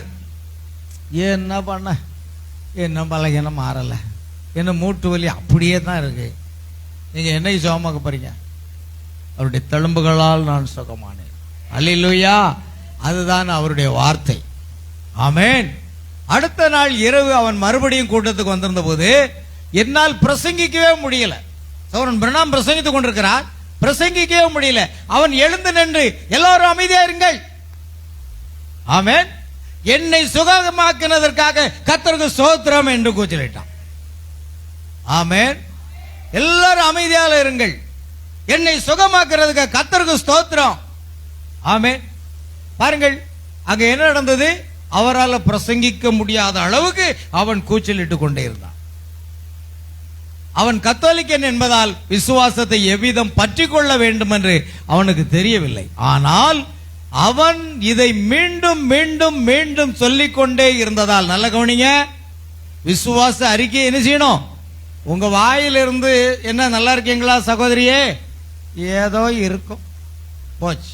உங்க விசுவாச அறிக்கை ஒண்ணுமே இல்லை, ஏதோ இருக்கும். ஆமென். இப்ப எப்படி இருக்கு, மூட்டு வலிலாம் இருக்கு பாஸ்டர், உங்களுக்கு என்ன இருக்குது, விசுவாசம் இல்லவே இல்லை. விசுவாசம் இருக்குன்னா நீங்க என்ன சொல்லணும் தெரியுமா, நன்றாக இருக்கிறேன், கர்த்தர் என்னை சுகமாக்குறதுக்காக ஸ்தோத்திரம்னு சொல்லணும். அந்த அது உங்க வாயில வரலன்னா உங்க இருதயத்துல விசுவாசம் இல்லைன்னு அர்த்தம். ஏதோ இருக்கும், எப்படியே இருக்கும், இன்னும் மூட்டு வலிக்கத்தான் செய்யுது, முழங்கால் போட முடியல, அதை பண்ண முடியல, இதை பண்ண முடியலன்னா விசுவாசம் இல்லை. விசுவாசம் என்ன செய்கிறது, அறிக்கை செய்கிறது. அல்லேலூயா. அதுதான் காரியம். உங்க வாயிலிருந்து இப்படிப்பட்ட வார்த்தை வரவே கூடாது. ஒரு விசுவாசி வாயில அவருடைய தழும்புகளால் நான் சுகமானேன். எங்க எப்படிங்க இருக்கீங்க, உங்க பலகீனத்தை உங்க மாம்சம் சொல்லும், நீ இன்னும் பலகீனமாக இருக்கிறா, உன் மூட்டு வலி இன்னும் மாறல, என் கழுத்து வலி மாறல, உன் முதுகு வலி மாறல, அப்படி உங்களோட 5 புலன்கள் சொல்லும். ஆனா உள்ள இருக்கிற அந்த விசுவாசம் 6வது புலன் சொல்லும், அவருடைய தழும்புகளால் நான் சுகமானேன். நான் நன்றா இருக்கிறேன் சகோதரியே, நான் நன்றா இருக்கிறேன் சகோதரனே, நான் நன்றா இருக்கிறேன் பாஸ்டர் என்று அது அறிக்கையிடும். அது பேர் தான் விசுவாசம். நீங்கள் 5 புலன்கள் சொல்றதை நீங்க கவனிக்கிறீங்க, ஆனா 6வது புலன் என்னுடைய தழும்புகளால் குணமானீர்கள் என்று சொல்வதை விட்டு விடுகிறோம். அங்கதான் பிரச்சனை. அல்லேலூயா. ஆகையால் அவன் மீண்டும் மீண்டும் மீண்டும் சொல்லிக்கொண்டே இருந்தான், என்னை கர்த்தர் சுகமாக்குறதுக்காக கர்த்தர் ஸ்தோத்திரம், என்னை சுகமாக்குறதுக்காக கர்த்தர் ஸ்தோத்திரம், என்னை சுகமாக்குறதுக்காக கர்த்தர் ஸ்தோத்திரம். என்றைக்காவது நீங்க இந்த மாதிரி காரியங்களை பண்ணிருக்கீங்களா? ஜெபம் இது போன்ற ஜெபம் செய்து பாருங்க, அது உங்களை சுகமாக்கி விடுகிறது. அல்லேலூயா. பாருங்கள், முடிவில் அவன் மீண்டும் மீண்டும் சொல்லிக் கொண்டான், முடிவில் 6வது புலன் கிரியை செய்ய தொடங்கும் என்று அவன் அறிந்திருந்தான். அந்த 6வது புலன் வருகிறது. பாருங்க, நம்முடைய கண்ணு, காது, மூக்கு, உணர்வு, இது எல்லாவற்றுக்கும் அப்பாற்பட்டது 6வது புலன். நாம இதுக்குள்ளதான் வாழ்ந்துகிட்டு இருக்கிறோம். ஆனா கிறிஸ்தவ வாழ்க்கைக்கு என்பது 6வது புலனுக்குள்ள நம்ம வந்தாகணும். இந்த 5 புலன்களை நம்ம கட்டுக்குள்ள, பரிசுத்தாவினுடைய கட்டுக்குள்ள கொண்டு வரணும். ஆகையால் 6வது புலன் என்பது கிரியை செய்ய தொடங்கும். அது உண்மை. என்னை சுகமாக்குறதற்கு கர்த்தருக்கு ஸ்தோத்திரம். அவன் தெருமுனையில் நின்று கொண்டு என்னை சுகமாக்குறதற்காக ஸ்தோத்திரம், கூடுதலாக என்னை சுகமாக்குறதற்காக கர்த்தருக்கு ஸ்தோத்திரம் என்று உரக்க சத்தமிட்டு கொண்டு இருந்தான். அங்கு தெருவில் செல்லுகிறவர்களும் மற்றவர்களையும் பார்த்தார்கள். இவன் அந்த கூட்டத்துக்கு போகிறதுக்கு முன்னால நல்லா இருந்தான். இந்த கிறிஸ்தவ கூட்டத்துக்கு போன பிறகு அவனுக்கு நட்டு கலந்து போச்சு. அதனால சில பேர் சிரித்து கொண்டே போனார்களாம், பரியாசம் பண்ணி கொண்டே போனார்களாம். அல்லேலூயா. அவன் அதை குறித்து எல்லாம் கவலைப்படலை. நீ திம்மராஜபுரம் சபைக்கு போகிறதுக்கு முன்னால நல்லா இருந்தான். இந்த சபைக்கு போன பிறகு சத்தியம்னு இப்ப நீ எல்லாத்தையும் இழந்து போயிருக்கிறா. சமாதானத்தை இழந்தா, வியாதி உனக்கு பலகீனம் வந்திருக்கிறது, இப்படி எல்லாம் உலகத்தார் சொல்லுவார்கள். ஏன், நம்ம 5 புலன்களே சொல்லும் நமக்கு. ஆனா உன்னுடைய விசுவாசம் என்ன செய்கிறது? 6வது புலன் என்ன செய்கிறது? அப்படி தழும்புகளால் நான் சுகமானேன் என்று சொல்ல வைக்கும். ஆமென். அவன் யாரு சொல்லி எல்லாரும் பாருங்க, என்னை சுகமாக்குறதற்காக கர்த்தருக்கு ஸ்தோத்திரம் என்று சொல்லுவான். அவர்கள் அவனை பார்த்து சிரித்து கேலி செய்தனர். இந்த உலகம் உங்களை பார்த்து சிரிக்கும், கேலி செய்யும். ஆனால் நீங்கள் எதை பற்றி கொள்ள வேண்டும்? தேவனுடைய வார்த்தையை பற்றி கொள்ள வேண்டும். அது என்றைக்காவது ஒரு நாள் அது கிரியை செய்யும். அவன் அதைத்தான் செய்து கொண்டிருந்தான். ஒவ்வொரு நாளும் அதை சொல்லிக் கொண்டே இருந்தான். அல்லேலூயா. ஆமென். விசுவாசத்தை அறிக்கை செய்து கொண்டே இருக்க வேண்டும். உலகம் என்ன வேணாலும் சொல்லட்டும், 5 புலன்கள் என்ன வேண்டுமானாலும் சொல்லட்டும், ஊரார் பார்த்து கேலி பண்ணட்டும், பரியாசம் பண்ணட்டும், நீ அதை குறித்து எண்ணி கூட பார்க்காதே. அல்லேலூயா. ஆமென். 6வது புலன் கிரியை செய்ய அனுமதியுங்கள். அல்லேலூயா. செய்தித்தாள்கள் விற்கும் வேறொருவன் அவன் சவரம் செய்து கொள்வதற்காக அவனை சலூன் கடைக்கு கையை பிடித்து அழைத்து சென்றான். இவ்வளவு விசுவாச அறிக்கை செய்தோம், இன்னும் கண் பார்வை கிடைக்கல. ஆகையால் அவனை போல செய்தித்தாளை விற்கக்கூடிய ஒருவன் சலூன் கடையில் அவனை சவரம் செய்வதற்காக அழைத்து செல்லுகிறான். அப்படி செல்லும் பொழுது அது கூட்டத்துக்கு 2 அல்லது 3 வாரங்களுக்கு பிறகு 3 வாரமும் அவன் என்ன அறிக்கை செய்து கொண்டிருக்கிறான்? அப்படி தழும்புகளா நான் சுகமானேன், நான் சுகமானேன், 3 வாரமும் அறிக்கை பண்ணிட்டு இருக்கான். ஆனா கண்கள் இன்னும் அப்படித்தான் இருக்கிறது, குருடாத்தான் இருக்கிறது. அவன் அதை குறித்து கவலைப்படல. அவன் எதை பற்றி கொண்டான்? தேவனுடைய வார்த்தையை பற்றி கொண்டான். ஓ விசுவாசியே, நீ வார்த்தையை பற்றிக்கொள். ஊர் உலகம் என்ன சொல்லுகிறதுன்னு கேட்காத. ஓ 5 புலன்கள் என்ன சொல்லுகிறது கேட்காத. அந்த 5 புலன்களும் நீ பலவீனமா இருக்கிறாய், நீ வியாதியா இருக்கிறாய், நீ இன்னும் சரியில்லை, நீ இன்னும் சுகமாக்கல சொல்லிக்கொண்டே இருக்கும். ஓ போ அப்பால போ சாத்தானே. அதுதான் சாத்தான். அப்பால போ சாத்தானே, நான் இயேசுவின் தழும்புகளால் சுகமானேன். அல்லேலூயா. கர்த்தருக்கு மகிமை உண்டாகட்டும். கவனிங்க. ஆகையால் சலூன் கடைக்கு அவன் கொண்டு செல்லப்பட்டான். ஆகையால் கிட்டத்தட்ட 3 வாரங்களுக்கு அவன் ஜெபித்து 3 வாரங்களுக்கு பிறகு சலூன் கடைக்காரர் அவனை நாற்காலியில் உட்கார வைத்து அவனுடைய முகத்தில் சோப்பை நுரைக்க செய்து அவனிடம், ஜான், நான் ஒரு கேள்வி கேட்பேன். தனக்கு அதிகம் தெரிவதாக எண்ணிக்கொண்டிருந்த ஏதோ ஒருவன் அவன் தெய்வீக சுகமளிப்பவரை நீ காண சென்றதாக ஆமென் கேள்விப்பட்டேன். ஆமென். ஆம், நான் போயிருந்தேன் என்று அவன் பதில் உரைக்கிறான். நீ சுகமடைந்து விட்டதாக கேள்விப்பட்டேனே என்று அவனை கிண்டல் செய்தான். ஆமென். அல்லேலூயா. சலூன் கடையிலே அவன் சவரம் செய்யும் போது இந்த சம்பாஷணை இங்கு நடக்கிறது. அப்பொழுது அந்த வயதானவன், ஆம் கர்த்தருக்கு ஸ்தோத்திரம், அவர் என்னை சுகமாக்கினார் என்று சொன்ன மாத்திரத்தில் அவனுடைய கண்கள் திறந்தன. ஆமென். எத்தனை பேருடைய கேலி கிண்டலுக்கும் பயப்படாம நீ உன்னுடைய விசுவாசத்தில் உறுதியா இருப்பதனால் தேவனுடைய மகிமை நீங்கள் காண்பீர்கள். யார் என்ன வேணாலும் சொல்லிட்டு விடும், கவலையே படாதீங்க. தேவனுடைய மகிமை நீங்க காண வேண்டுமா? ஓ தேவன் உங்கள் விசுவாச அறிக்கையை பார்த்து கொண்டே இருக்கிறார். ஆனா அந்த நேரம் வரும் பாருங்க. அவன் எதை குறிச்சும் கவலைப்படல. எல்லாரும் பார்த்து சிரித்து கேலி செய்தாங்க. அவன் பொறுப்படுத்தல. நான் அவருடைய தழும்புகளால் சுகமானேன். ஆகையால் அவன் என்ன செய்கிறான்? ஆம் கர்த்தருக்கு ஸ்தோத்திரம், அவர் என்னை சுகமாக்கினார் என்று சொன்ன மாத்திரத்தில் அவனுடைய கண்கள் திறந்து விட்டது. அவனுடைய கழுத்தில் துணி சுற்றப்பட்டவனாக அவன் சலூனில் இருந்து நாற்காலியை விட்டு எழுந்து ஓடினான். சலூன் காரணம் கத்தியை கையில் வைத்துக் கொண்டு அவனை பிடிக்க அவன் பின்னால் ஓடினான். அல்லேலூயா. அவர்கள் தெருவில் ஓடினார். ஆமென். அவன் செய்கிறான், நான் கர்த்தர் என்னை சுகமாக்கினார், கர்த்தருக்கு ஸ்தோத்திரம், நான் பார்வையடைந்து விட்டேன், கர்த்தருக்கு ஸ்தோத்திரம், ஓ சாத்தான், ஒரு கூட்டம் சாத்தான் வெட்கப்பட்டு போய்விட்டது. ஒரு கூட்டம் பரியாசக்காரர்கள் வெட்கப்பட்டு போனார்கள். ஒரு கூட்டம் கேலி செய்கிறவர்கள் வெட்கப்பட்டு போனார்கள். தேவன் மகிமைப்பட்டார். இன்றைக்கு நாம் அதைத்தான் செய்யணும். அல்லேலூயா. மற்றவர்களை பற்றியே நீங்க கவலைப்படாதீங்க, உலகத்தாரை பற்றியே கவலைப்படாதீங்க. பாருங்கள், எனக்கு யூடியூப்ல அநேக விமர்சனங்கள் வருகிறது. நீ பிறக்காம இருந்தா கூட நல்லா இருக்கும்னு என்ன விமர்சனம் பண்றான். அப்ப சமீபத்தில் போன வாரம் ஒரு சகோதரி என்னை சந்திக்க வந்திருந்தார். நீங்க யூடியூப்ல பாத்தீங்கன்னா பல விமர்சனங்களுக்கு நான் சொன்னேன், நான் இப்ப அதை பாக்குறதே இல்லை, விமர்சனத்தையே பாக்குறது இல்லை. ஏன் தெரியுமா? எனக்கு அதற்குரிய நேரம் இல்லை. நான் செய்தியை பிரசங்கிச்சுட்டு நான் போய்கிட்டே இருப்பேன். அவன் என்ன வேணாலும் விமர்சனம் பண்ணட்டும், அதுக்கு எனக்கு பதில் கொடுக்க வேண்டிய அவசியம் இல்லை. அல்லேலூயா. மற்றதை தேவன் பார்த்துக் கொள்வார். நாம விசுவாசத்துல முன்னேறி போய்கிட்டே இருப்போம். ஆமென். அல்லேலூயா. நாம் எதிராளிகளை நாம் பார்க்குவதல்ல, நாம் இயேசுவை பார்க்கிறதுக்கு நாம் அழைக்கப்பட்டிருக்கிறோம். விசுவாசத்தை துவக்கிறவரும் முடிக்கிறவராக இயேசு கிறிஸ்துவை பார்த்து தான் நம்ம ஓடணும். எதிராளிகளை பார்க்காதீங்க, அவன் என்ன வேணாலும் பண்ணட்டும். ஆமென். அதுதான் நானும் கற்றுக்கொண்ட காரியம். ஆகையால் தேவனுடைய வார்த்தை அங்கு என்ன செய்கிறது பிரியமானவளே? பாருங்கள், அவன் குருடனாக இருந்தான், அவனுடைய கண்கள் திறக்கப்பட்டது என்றால் அதற்கு அவனுடைய விசுவாச அறிக்கை. அதுதான் ஆறாவது புலன். ஆறாவது புலன் என்பதுதான் அந்த விசுவாசம். அதுதான் தேவனுடைய ஆவியை குறிக்கிறது. அல்லேலூயா. பாருங்கள், எவ்வளவு அற்புதமான காரியம் பாருங்க. ஆமென். விசுவாச அறிக்கை செய்யுங்க. உங்க வாயிலிருந்து இருக்கும் அப்படி இப்படின்னு சொன்னீங்க, சாத்தானுக்கு கொண்டாட்டம் ஆயிடும். ஆமென். யாராவது உங்ககிட்ட கேட்டா எப்படி இருக்கீங்கம்மா? ஏதோ இருக்கும். அப்பா, குறுக்கு என்ன வலிச்சுக்கிட்டே தான் இருக்கு. காலம் பூரா அது வலிக்கும். உயிரோடு இருக்கிற வரைக்கும் குறுக்கு என்ன செய்யும்?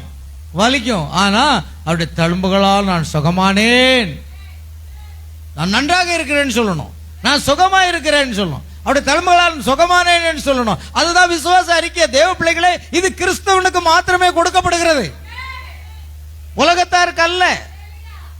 உலகத்தார் கடன் பிரச்சனையா குடும்பமா தற்கொலை சாவுறான். ஆனா கர்த்தர் நமக்கு சொல்கிறார், நீயோ கடன் கொடுப்பாய், நீ கடன் வாங்காத இருப்பாய் என்று வாக்குத்தத்தம் கொடுத்திருக்காரு. அவன் கடன் பிரச்சனை வந்தா குடும்பமா சாகுறான் தற்கொலை பண்ணி. என்ன குடும்ப சண்டையா? மனைவியை வெட்டி சாக்கிறான். இல்லைன்னா மனைவி கணவன் நினைச்சிரா டெய்லி குடிச்சிட்டு வந்து மனைவி அடிச்சா, அவ பார்த்தா உலக்கையில ஒரே அடி சாவு. இதெல்லாம் உலகத்தில் நடக்கும். ஆனா நீ கிறிஸ்துக்குள்ள வரும் பொழுது மாம்சத்துக்கு இடம் கொடுக்காமல் அந்த தேவனுடைய ஆவிக்கு இடம் கொடுக்கும் போதே நீங்கள் ஜெயத்தின் மேல் ஜெயம் பெற்று முன்னேறி செல்கிறீர்கள். அதை புரிந்து கொள்ளுங்க. உங்க மாம்ச கிரியைகளுக்கு இடம் கொடுத்தீங்கன்னா தேவனுடைய கிரியைகளை நீங்க பார்க்க முடியாது. தேவனுடைய மகத்தான கிரியைகளை நம்ம பார்க்கணும்னா மாம்சம் நமக்கு கிரியை செய்யவே கூடாது. அல்லேலூயா. கர்த்தருக்கு மாம்சத்தினுடைய கிரியைகளை பற்றி எபேசியர் 5ஆம் அதிகாரத்தில் இருக்கு. நாம் பின்னால வாசிப்போம், கவனிங்க. ஆக அடுத்தது, சிறு ஜார்ஜ் கார்டர் என்ற ஒரு பெண் அங்கு கடத்தப்பட்டிருந்தாள். உங்களுக்கு எல்லாருக்கும் அது தெரியும். இங்குள்ள சிலர் நெருங்கினவர்கள் அவள் 9 ஆண்டு 8 மாதங்களாக அங்கு படுக்கையில் படுத்திருந்தாள். எத்தனை ஆண்டுங்க? 9 ஆண்டுகள் 8 மாதங்களாக அவள் படுக்கையிலே படுத்திருந்தாள். அந்த பெண், அவளால் முடியவே இல்லை. அவளுக்கு அடியில் ரப்பர் விரிப்பை விரித்து சிறு நீரங்களில் இருந்தும் குடல்களில் இருந்தும் வெளிவந்தவைகளை அந்த விரிப்பை இழுத்து எடுத்தனர். அவருடைய குடல்கள் எல்லாம் அழுகி போய்விட்டது. அதிலிருந்து ஜலம் வடிந்து கொண்டே இருந்தது. அதையெல்லாம் அந்த ரப்பர் விரிப்பில் இருந்து அவர்கள் எடுத்துக்கொண்டே இருந்தார். சிறுநீரகம் கெட்டு போய்விட்டது, குடல்கள் கெட்டு போய்விட்டன. அவளுடைய எடை 35 பவுண்டு மாத்திரமே. அவள் இந்தியாவில் உள்ள மில் டவுன் என்ற இடத்தில் கிடந்திருந்தாள். அவளுடைய ஜனங்கள் சேர்ந்திருந்த ஒரு சபை. நான் மில் டவுன் பாப்டிஸ்ட் சபையில் கூட்டம் நடத்த சென்றிருந்து வியாதிஸ்தர்களுக்காக ஜெபித்துக் கொண்டிருந்தேன். அவளுடைய சபையில் உள்ள எந்த அங்கத்தினராகிலும் அந்த மத வெறிய நடத்துக்கு கூட்டத்துக்கு சென்றால் அவர்களை நாங்கள் சபையில் இருந்து புறம்பாக்குவோம் என்று கூறியிருந்தனர். பாத்தீங்களா? அவள் சுகவீனமா கிடக்கா, அவளுக்காக ஜெபிக்கிறதுக்கு ஒருத்தர் இல்லை. ஆனா அந்த மதவெறியின் கூட்டத்துக்கு போனீங்கன்னா உங்களை சபையிலிருந்து என்ன செய்வோம்? நீக்கிவிடும். இயேசு கிறிஸ்துடைய காலத்தில் அப்படித்தான் இருந்தது. எவனாகிலும் இயேசுவை பின்பற்றினால் அவனை நாங்கள் சபையிலிருந்து என்ன செய்வோம்? நீக்கி விடுவோம் என்று யூதர்கள் அறிவித்திருந்தார்கள். இன்னைக்கு அதுதான் காரியம். ஒரு அருமையான சகோதரி இடத்துல கோயம்புத்தூர்ல நான் பேசிக்கிட்டு இருந்தேன் 2 நாளைக்கு முன்னால, நேற்றும் முந்தா நாள் பேசிட்டு. அவர் சொன்னாங்க, கண்டிப்பா குடும்பம் வாங்க.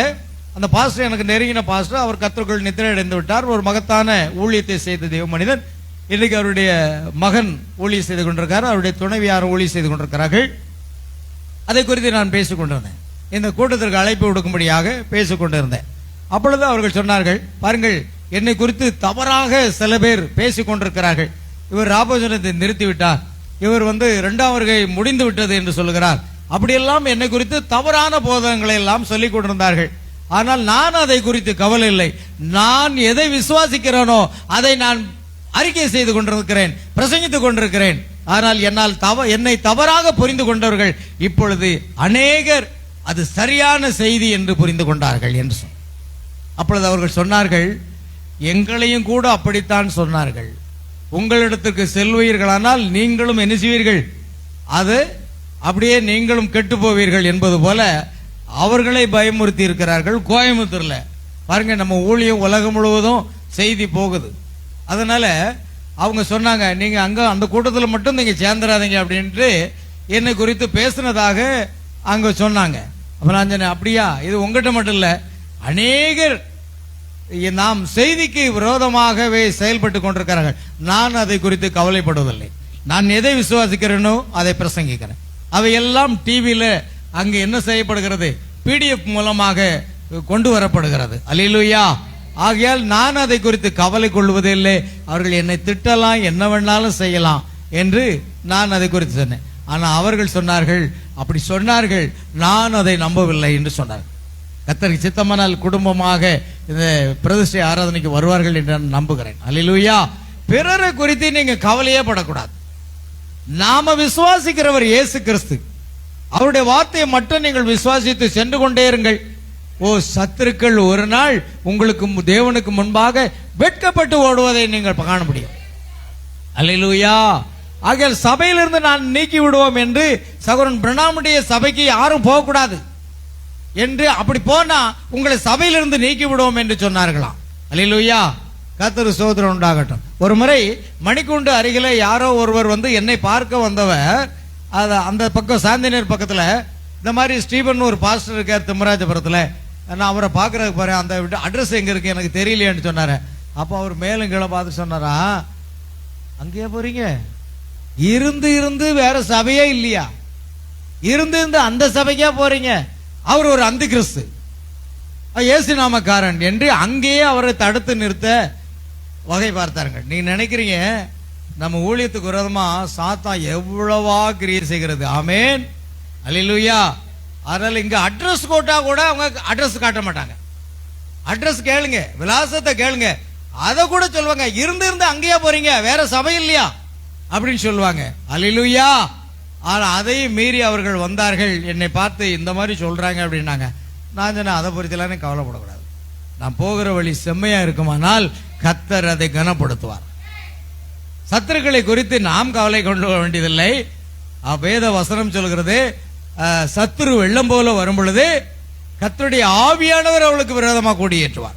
இப்ப சத்துரு வெள்ளம் போல வரட்டும், ஆனா ஆவியானவர் நமக்கு விரோதமாக, அவங்களுக்கு விரோதமாக, அவர் நமக்கு விரோதம் அல்ல, அவர்களுக்கு விரோதமாக கொடியேற்றுவார். அல்லேலூயா. கர்த்தருக்கு ஸ்தோத்திரம். ஆகையால் அவளுடைய தந்தை அந்த சபையில் டீக்கனாக இருந்தாராம். இந்த ஜார்ஜி கார்டர், இந்த பெண்மணி 9 வருடங்கள் 8 மாதங்களாக படுக்கையில் இருக்கிறார். அவளுடைய குடல்கள் எல்லாம் அழுகி போய்விட்டது, சிறுநீரகம் அழுகி போய்விட்டது, ரப்பர் விரித்து அதை அப்பப்போ சுத்தம் பண்ண வேண்டியதா இருந்தது. அவருடைய தகப்பனார் எங்கிருந்தார், ஒரு குறிப்பிட்ட சபையில் டீகனாக இருந்தார். ஆகையினால் அப்படி யாராவது அவருடைய அந்த பிரணாமுடைய கூட்டத்துக்கு போனா உங்களை சபையிலிருந்து நீக்கி விடுவோம் என்று பயமுறுத்தினார். அவள் இயேசு கிறிஸ்து நேற்றும் இன்றும் என்றும் மாறாதவராய் இருக்கிறார் என்னும் தலைப்பு கொண்ட என் சிறு புஸ்தகத்தை அவள் பெற்றுக் கொண்டாள். அவளுக்கு என்ன கிடைத்தது? தீர்க்கதரிசி பிரசங்கித்த இயேசு கிறிஸ்து நேற்றும் இன்றும் என்றும் மாறாதவராய் இருக்கிறார் இந்த சிறு கைப்பறிதி புஸ்தகம் அவளுக்கு சென்றது. அவள் அதை வாசிக்க ஆரம்பித்தாள். பாருங்கள், ஒரு பிற்பகலில் சகோதரர் ஹால் என்னை அங்கு கொண்டு சென்றார். அவளுடைய தாய் வீட்டில் இருந்து வெளியேறிவிட்டாள். பாருங்க. அல்லேலூயா. கண்களை ஏறெடுப்போம். ஆமென். கண்களை ஏறெடுப்போம். மாபேரு நேராயன் கண்களை ஏறெடுப்போ. எந்த சூழ்நிலையும் கண்களை மூடாமல், எந்த சூழ்நிலையும் கண்களை மூடாமல் டிவியை நோக்கி பார்த்து வேத வசனத்தை தியானிப்போம். அல்லேலூயா, அல்லேலூயா. ஆமென். இப்ப விழிப்பு வந்திருக்குமே? சரி, கவனிங்க. இயேசு கிறிஸ்து நேற்றும் இன்று என்ற மாறாதவராக இருக்கிற என்ன தலைப்பு கொண்ட புஸ்தகத்தை பெற்றுக்கொண்டார். ஒரு பிற்பகலில் சகோதரர் ஹால் அங்கு கொண்டு அவளுடைய தாய் வீட்டிலிருந்து வெளியேறிவிட்டார். கவனிங்க, ஏன்னா ஒரு குறிப்பிட்ட ஸ்தாபனத்தை சேர்ந்தவன். ஆமென், அல்லேலூயா. ஒரு குறிப்பிட்ட ஸ்தாபனத்தை சேர்ந்தவளாக இருந்ததுனால அந்த மகளுக்கு தான் ஜெபிக்க வந்திருக்கிறாங்க. ஆனால் அவளுக்கு அது பிடிக்காமல் வீட்டை விட்டு வெளியே போயிட்டாளாம். எப்படி இருக்கு? ஊழியக்காரன் கொஞ்ச நெஞ்ச துன்பங்களையா அனுபவிக்க வேண்டி இருக்கிறது, நிந்தைகளை அனுபவிக்க. ஆனா அதை குறித்து ஒரு ஊழியக்காரன் கவலையே பட மாட்டான், ஒரு விசுவாசி கவலையே பட மாட்டார்கள். அவர்கள் தேவனை நோக்கி பார்ப்பார்கள். என்னை நோக்கி பார்க்கிறவர்கள் பிரகாசம் அடைவார்கள், அவர்கள் முகங்கள் வெட்கப்படுவதே இல்லை. நீங்க இயேசுவை நோக்கி பாருங்க. உலகத்தார் என்ன வேணாலும் சொன்னாலும் அதை பத்தியே கவலைப்படாதீங்க. உங்களை அழைத்தவர் உண்மையுள்ளவர், முடிவறிந்து நடத்துவார். தாய் பாருங்க, தன் மகளுக்கு ஜெபிக்க வந்திருக்கிறாங்க, அதை கூட பொருட்படுத்தாது அந்த ஸ்தாபன வைராக்கியம் பிடிச்ச அந்த பெண் அவளை விட்டு வெளியே போயிட்டான், வீட்டை விட்டு வெளியே போயிட்டான். ஆமென், அல்லேலூயா. கவனிங்க, ஆகையால் அதனுடன் சம்பந்தம் கொள்ள அவளுக்கு பிரியமில்லை. பாத்தீங்களா? இந்த உண்மையான சத்தியத்திலே சம்பந்தம் கொள்வதற்கு பிரியமில்லாதபடி வெளியே போயிட்டாங்க. நான் உள்ளே சென்று அவளுக்காக ஜெபித்தேன். அவள் நல்லது நெல் என்னும் பெயர் கொண்ட அந்த பெண்ணை குறித்தன்ன என்று நான் கேட்டான். அந்த தரிசனத்தை குறித்து அவளுக்கு தெரிந்திருந்தது. நான் அது ஒரு தரிசனம் சகோதரியே, என்னால் ஜெபிக்க மட்டும் முடியும், நீ விசுவாசம் உள்ளவளாயிரு என்றேன். இந்த ஏழை பெண் அதற்கு விரோதமாக போதிக்கப்பட்டிருந்தார். பாருங்க, இன்னைக்கு அநேக விசுவாசிகள் விசுவாசத்தை விட்டு, கிறிஸ்துவை விட்டு, பரலோகத்தை விட்டு அவர்கள் விலகி செல்வதற்கு காரணமே இந்த போதகர்கள் தான் காரணம்.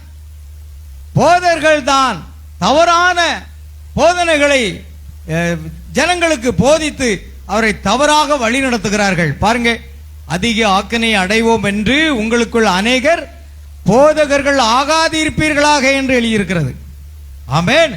இன்னைக்கு போதகர்கள் வார்த்தையை தவிர வேற எதுவுமே பேசக்கூடாது. வார்த்தையை பேசிட்டு போய்கிட்டே இரு. ஆத்மா ரட்சிக்கிறது அது கர்த்தர். ரட்சிப்பு யாருடையது? கர்த்தருடையது. அல்லேலூயா. கவனிக்க வேண்டாம் இருக்கு. ஆகையால் இந்த ஏழை பெண் அதற்கு விரோதமாக, சுகமளித்தலுக்கு விரோதமாக போதிக்கப்பட்டிருந்தாள். அது நடந்து சில நாட்கள் கழித்து அங்கு நான் நின்று கொண்டு ஞானஸ்தானம் கொடுத்து கொண்டிருந்த போது அவள் அங்கு வந்திருந்தாள். அவள் அழுது கொண்டே இருந்தாள். தேவன் அவளை சுகமாக்குவாரானால் அவள் வந்து இயேசு கிறிஸ்துவின் நாமத்தில் மறுபடியும் ஞானஸ்தானம் பெற்றுக் கொள்வாள் என்று அவள் வாக்களித்தார். அவர்கள் ஸ்தாபனத்தார் கொடுக்கக்கூடிய ஞானஸ்தானத்தை அவள் பெற்றிருந்தாள். ஆமென். ஆனால் இயேசு கிறிஸ்து அவளை சுகமாக்குவதா இருந்தால் நான் எப்படி ஞானஸ்தானம் பெற்றுக் கொள்வேன்? அப்போஸ்தலர் 2:38 படி இயேசு கிறிஸ்துவின் நாமத்தினால் நான் ஞானஸ்தானம் பெற்றுக் கொள்வேன் என்று அவள் வாக்களித்திருந்தாள். அவள் துடைப்ப குச்சி அளவுக்கு கால்களை கொண்டவளாய் அங்கு கிடத்தப்பட்டிருந்தாள். ஆமென். அவளை பெட் பேனில் தூக்கி உட்கார வைத்தார்கள். கூட அவர்களால் முடியல, அது தூக்கி வைக்க கூட முடியாத அளவுக்கு இருந்தாள். அவளுடைய தாய் ஒரு வாலிப ஸ்திரீ. அவளுடைய மகள் அங்கு படுத்திருந்து அணுவாய் சாவதை காண சகிக்க கூடாமல் அவளுக்கு திமிர்வாதம் பிடித்து தலையும் நரைத்து விட்டது. பெண் சுரப்பைகளில் காச நோய் பிடித்து அவளுடைய உடல் முழுவதும் கூட பரவினது. தாய்க்கு உடல் பலகீனம் ஆகிறது காரணம், தன் மகள் இப்படி அணுவா செத்துக்கிட்டு இருக்கிறாளே, அதை நினைத்து நினைத்து அவளுக்கு என்னவாகிவிட்டதா, அவளுக்கு திமிர்வாதம் பிடித்து விட்டது. தலையெல்லாம் நரைத்து பெண் சுரப்பைகளில் காச நோய் பிடித்தது. அவளுடைய உடல் முழுவதும் கூட பரவினது. அவளுடைய எடையும் 37 பவுண்டு என்று அவர்கள் நிர்ணயித்தனர் என்று. அவளுக்கு அடியில் பெட் பெயின் வைக்க அவளை போதிய அளவுக்கு தூக்கவும் கூட அவர்களால் முடியல. அந்த ரப்பர் விரிப்பை வைப்பதற்காக அவளை தூக்க முடியல. அவ்வளவு மோசமான நிலையில் இருந்தாளாம். அல்லேலூயா. 9 ஆண்டு 8 மாதங்களாக அவள் அங்கு கிடந்திருந்து ஜன்னலுக்கு அருகில் இருந்த மரத்தை அவளுடைய தலையை தூக்கி காணவும் கூட முடியாம இருந்தது. தன்னுடைய தலையை தூக்கி அந்த ஜன்னல் வழியாக தெரிய மரத்தை கூட பார்க்க முடியாத அளவுக்கு மிகவும் மோசமான நிலையில் இருந்தாள். அல்லேலூயா. ஒரு நாள் ஜார்ஜ் ரைட்டின் வீட்டின் அருகில் உள்ள மலையின் உச்சியில் நின்று கொண்டிருந்த போது பரிசுத்த ஆவியானவர் என்னிடம் எழுந்து நில் என்றார். நான் பார்த்தபோது ஒரு ஒளி டாக்வுட் வழியாக பிரகாசித்துக் கொண்டிருந்தது. அவர் காரடின் வீட்டுக்கு போ என்றார். அங்கு நான் சென்றபோது நான் அங்கு சென்றேன் என்பதற்கு ஒரு அடையாளத்தை கர்த்தராகிய இயேசு அவளுடைய தாய்க்கு காண்பித்தார். அந்த பெண் படுத்திருந்த படுக்கையின் அருகில் நடந்து சென்றேன். அவளால் எச்சில் துப்பும் கோப்பையை கூட தூக்க முடியாத அளவுக்கு அவ்வளவு பலகீனப்பட்டிருந்தாள். அவளுடைய அடுத்த பேஜ், அவளுடைய தாய் அதை அவளுக்கு பிடித்து கொடுக்க காசத்தினால் நிறைந்த கோழையை அவள் அதில் துப்பினாள். நான் சகோதரி ஜார்ஜி, அரை மணி நேரத்துக்கு முன்பு தேவகுமாரனாகிய கர்த்தராகிய இயேசு என்னை வனாந்தரத்தில் சந்தித்து இங்கு வந்து உன்மேல் கைகளை வைக்கும்படி எனக்கு கட்டளையிட்டார். ஆமென். அது கர்த்தர் வரைக்கிறதாவது எழுந்து நில் என்றேன். ஆமென். 6வது புலன் அப்பொழுது கிரியை செய்ய தொடங்கினது. ஒரு வல்லமை அந்த பெண்ணை தாக்கியது. அப்பொழுது 9 ஆண்டு 8 மாதங்கள் கழித்து முதல் முறையாக அவள் குதித்தெழுந்து முற்றத்துக்கு ஓடி மரங்களையும் புல்லையும் மற்றவைகளையும் ஆசீர்வதித்து உள்ளே சென்று பியானோவின் அருகில் உட்கார்ந்து கொண்டு இம்மானுவேலின் இரத்தத்தால் நிறைந்த ஊற்றுண்டே என்னும் பாடலை அவள் வாசிக்க தொடங்கினாள். ஒரு காலத்திலே சபையில பியானோ வாசித்த ஒரு பெண். ஆமென். சுகமான உடனே எங்க போறார்? இம்மானுவேலின் இரத்தத்தால் ஊற்றுண்ட என்ற பாடலை அவள் நிறைந்த ஊற்றுண்ட என்ற பாடலை அவள் வாசிக்க தொடங்கினார். ஆமென். மனித சிந்தை எப்பொழுதுமே நீங்க இடம் கொடுக்காதீங்க. 5 புலன்கள் என்ன சொல்லுதோ அதுக்கு நாம இடம் கொடுத்து விட்டோம், கண்டிப்பா நீங்க தெய்வ மகிமையை இழந்து விடுவீர்கள். அல்லேலூயா. இந்த 5 புலன் நமக்கு எதிரி என்பதை கவனிங்க. 5 புலன்கள் சொல்றதை நீங்க கேட்கவே கேட்க கூடாது. ஆமென். அங்கதான் நாம் தவறு செய்யறோம். ஆமென். அவளால் செய்ய முடியவே இல்லை. அவள் அதை எப்படி செய்தாள் என்று எனக்கு இப்பொழுது தெரியவில்லை, எனக்கு எப்பொழுதும் தெரியாது. அவளுடைய கால்கள் தொடையின் அருகில் அவ்வளவு பெரிதாக கூட இல்லை, துடைப்பு குச்சிகளை போல் காணப்பட்டன. அது 12 ஆண்டுகளுக்கு 14 ஆண்டுகளுக்கு முன்பு. இன்றைக்கு அவள் திடகாத்திரம் உள்ளவளாய் ஆரோக்கியம் உள்ளவளாய் கர்த்தராகிய இயேசுக்காக வாழ்ந்து வருகிறாள். அல்லேலூயா. இப்ப திடகாத்திரம் உள்ளவளா இருக்கிற பாருங்க. அதுக்கு என்ன சாட்சின்னு பாருங்க. சீக்கிரம். அது என்ன? முதலில் ஒன்றுமே நடப்பதாக தோன்றவில்லை. ஆமென். அது நடக்கவே நடக்காது, வாழ்க்கையில எழுந்து நடக்கவே முடியாது, அவ்வளவுதான், முடிந்து விட்டார் என்று 5 புலன்களும் அவளுக்கு எதிராக சாட்சி எடுக்கிறாங்க. உங்க சத்துரு யாருங்க? நமக்கு சத்துரு 5 புலன்கள். இந்த 5 புலன்களுக்கு நம்ம கீழ்ப்படிந்தோம், அவ்வளவுதான். நம்ம எதிரி 5 புலன்கள் நமக்கு யாருங்க? உள்ளான மனுஷனுக்கு எதிராகத்தான் அது சொல்லிக்கொண்டே இருக்கும். அதுக்கு மாத்திரம் நீங்க செவி கொடுக்காதீங்க. ஆமென். அல்லேலூயா. பாருங்க. ஆனால் சகோதரனே, அவள் வார்த்தையை இருக பற்றி கொண்டாள். பாத்தீங்களா? அவள் எதை பற்றி கொண்டாள்? வார்த்தையை பற்றி கொண்டாள். ஆமென். சாலேமில் இருந்த ஊனமுற்ற இந்த நேல் பெண்ணை தேவன் சுகமாக்க முடியும் என்றால், அவளுக்கு திமிர்வாதம் பிடித்து ஊனமுற்று அவளுடைய கைகள் இப்படி தொங்கிக் கொண்டிருந்தன.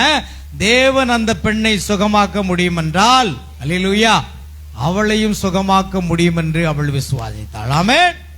அல்லேலூயா. அந்த மகளை சுகமாக்கின தேவன் தாயை சுகமாக்க வல்லவர் என்று அவள் விசுவாசித்தாள். சகோதரர் அங்கு கிடந்திருந்து புற்றுநோயால் மரித்து கொண்டிருந்தார். என்னை அந்த பெண்ணிடம் கொண்டு சென்ற அதே மனிதன் மில் டவுனில் இருந்த அவருடைய மருத்துவர் இங்கு நியூ ஆல்பனியில் உள்ள செயின்ட் எட்வர்ட் மருத்துவமனையில் பணிபுரியும் மருத்துவரிடம் அனுப்பினார். அவருடைய பெயர் எனக்கு மறந்து விட்டது. அவர் என் பிள்ளைகளுக்கு சிகிச்சை அளித்திருக்கிறார். அருமையானவர், நல்ல மருத்துவர். அவர் அவரை பரிசோதனை செய்துவிட்டு அது புற்றுநோய் என்றார். அவர் மில் டவுனில் இருந்த டாக்டர் பிரவுன் என்பவரிடம் அவர் மரித்துக் கொண்டிருக்கிறார் என்றார். டாக்டர் பிரவுன், நான் அப்படித்தான் நினைத்தேன் என்றார். அவர்கள் அவரை இங்குள்ள அவருடைய சகோதரியின் வீட்டுக்கு கொண்டு சென்றார்கள். அவள் நகரத்தில் முன்னாள் நீதிபதியாயிருந்த திரு காப்பு என்பவரின் உறவினராக இருந்தார். ஒரு கனம் பெற்ற குடும்பம். அவர்கள் இங்கு அடைந்த போது அவர் மரிக்கும் வரைக்கும் அவரை அங்கேயே வைத்திருங்கள் என்றனர். பாருங்கள், சில பேர் மரிக்கும் வரைக்கும் மருத்துவமனையிலே வைப்பாங்க. ஏன்னா வீட்டுக்கு கொண்டு வந்தா கூட உயிர் போயிடும். அந்த ஒரு சூழ்நிலை அங்க இருந்தது. என்னை அங்கு வரும்படி அழைத்தனர். நான் என் மனைவியுடன் ஒவ்வொரு நாளும் அங்கு சென்று அவரை பார்த்தேன். நாங்கள் ஹாலுக்காக ஜெபித்தோம். அவரை நான் நேசித்தேன். நான் கிறிஸ்துவனிடத்தில் வழிநடத்தினவர்களில் அவர் ஒருவர்.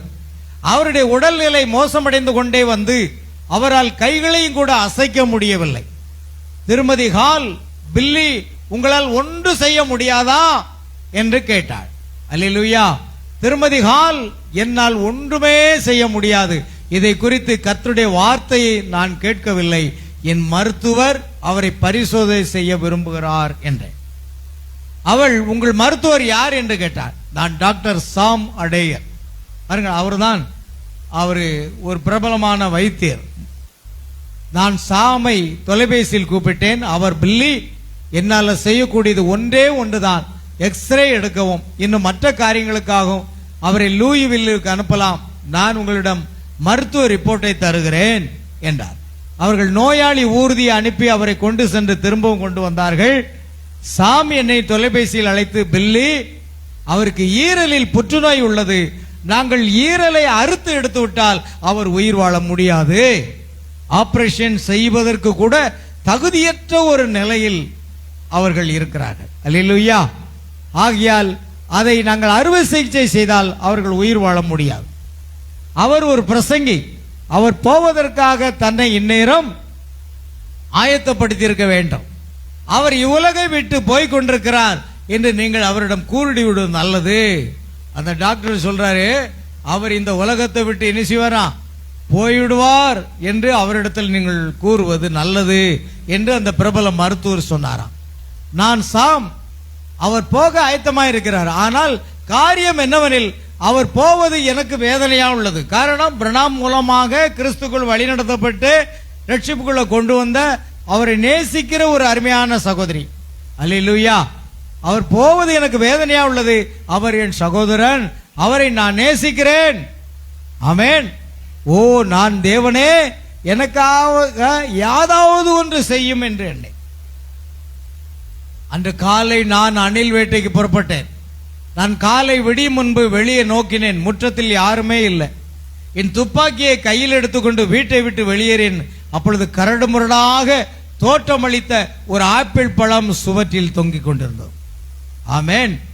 அப்படி தொங்கிக் கொண்டிருந்தது.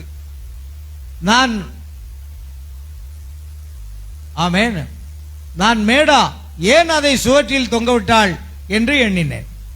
மேடா ஏன் அதை சுவற்றில் தொங்கவிட்டாய் என்று எண்ணினேன். நான் பார்த்தபோது வேறொரு ஆப்பிள், வேறொரு ஆப்பிள், வேறொரு ஆப்பிள், அங்கு 6 ஆப்பிள் பழங்கள் தொங்கின. இது ஒரு தரிசனம். 6 ஆப்பிள் பழங்கள் அங்கு தொங்கிக் கொண்டிருந்ததாம். அப்பொழுது அங்கு நான் பார்த்தபோது ஒரு பெரிய அழகான ஆப்பிள் பழம் இறங்கி வந்து, ஆமென், அந்த ஆப்பிள் பழங்கள் அனைத்தையும் தின்று போட்டது. ஆமென். தேவனிடத்தில் இறங்கி வந்த அந்த ஆப்பிள் பழம் மற்ற 6 ஆப்பிள் பழங்களையும் தின்று போட்டது. ஆமென். நான் பார்த்தபோது அதே ஒளி தொங்கிக் கொண்டு இருப்பது அங்கு மேலே நின்று கொண்டு சுற்றி வந்தது.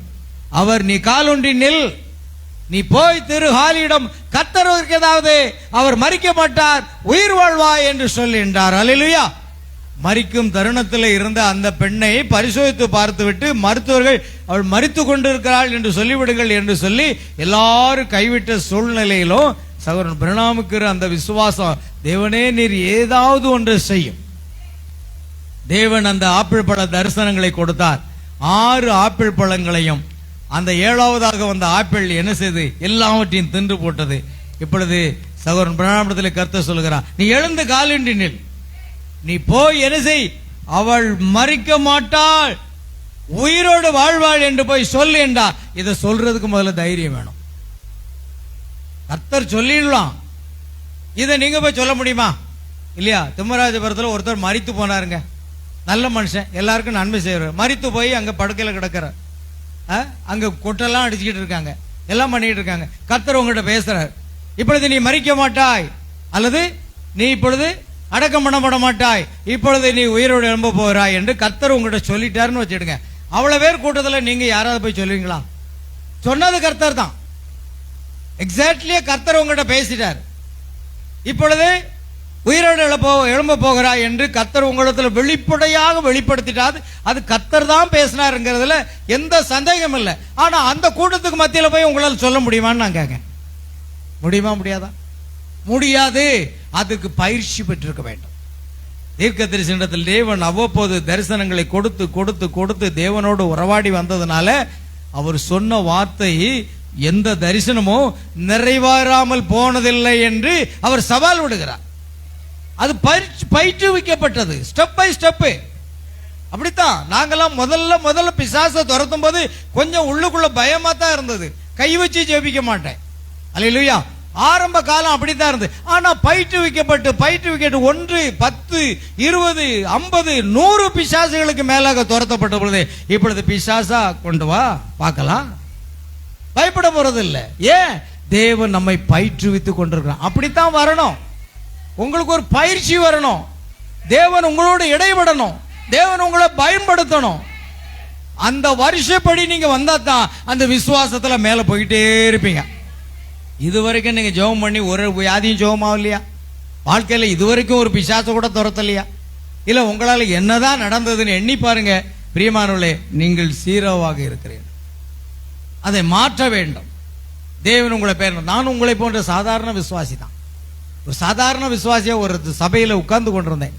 ஆனா கர்த்தர் அடியனை அந்த விசுவாசம் என்ன 6வது புலனை கொண்டு செயல்பட ஆரம்பிக்கும் பொழுது என்னுடைய அறிவுக்கு நான் இடம் கொடுக்கல, என் கல்விக்கு நான் இடம் கொடுக்கல, எதுக்குமே இடம் கொடுக்கல. 6வது புலனுக்கு இடம் கொடுக்க ஆரம்பித்தது தீர்க்கதரிசி 7ஆம் வகுப்பு தான் படிச்சிருக்கிறார். ஆனா 6வது புலன் அவரிடத்துல வரும் பொழுது அதற்கு முக்கியத்துவம் கொடுத்தார், தேவனுடைய வார்த்தைக்கு முக்கியத்துவம் கொடுத்தார். ஆனால் தேவன் அவர் மூலமாக செய்த அற்புதங்கள் அடையாளங்கள் ஏராளம். ஆமென். அதே போல என்னை கொண்டு அநேகர் 100கணக்கான பிசாசுகளை துரத்தி இருக்கிறார். அல்லேலூயா. புற்றுநோயை தேவன் சுகமாக்கி இருக்கிறார், ஆஸ்தும நோயை சுகமாக்கி இருக்கிறார். 2 கால்களை செயலிழந்து படுக்கையில கிடந்தவர்கள் இன்றைக்கு நடக்கிறார்கள். செத்து போகும் என்று கைவிட்ட குழந்தை, மருத்துவர் கைவிட்ட குழந்தை இன்றைக்கு திருமணமாகி ஒரு குழந்தையோட வாழ்ந்து கொண்டிருக்கிறது. நானும் உங்களை போன்ற ஒரு விசுவாசி தான். ஏன் உங்க வாழ்க்கையில் இது நடக்கல? 5 புலன்களுக்கு முக்கியத்துவம் கொடுத்து கொண்டிருந்தால் இது எதுவுமே நடைபெறாது. தூக்கி எறிங்க. 5 புலன்கள் சொல்றதை நான் கேட்க மாட்டேன். ஆமென். நான் இந்த 5 புலன்கள் என்ன சொன்னாலும் ஓ அங்க வா, நீ எனக்கு எதிரி, உனக்கு கீழ்ப்படிய மாட்டேன். 6வது புலனுக்கு முக்கியத்துவம் கொடுத்துப்பார். ஆமென். அப்பொழுது தேவன் படிப்படியா உங்களை உயர்த்திக்கிட்டே வருவார், உங்களை பயன்படுத்திக்கிட்டே வருவார். அல்லேலூயா.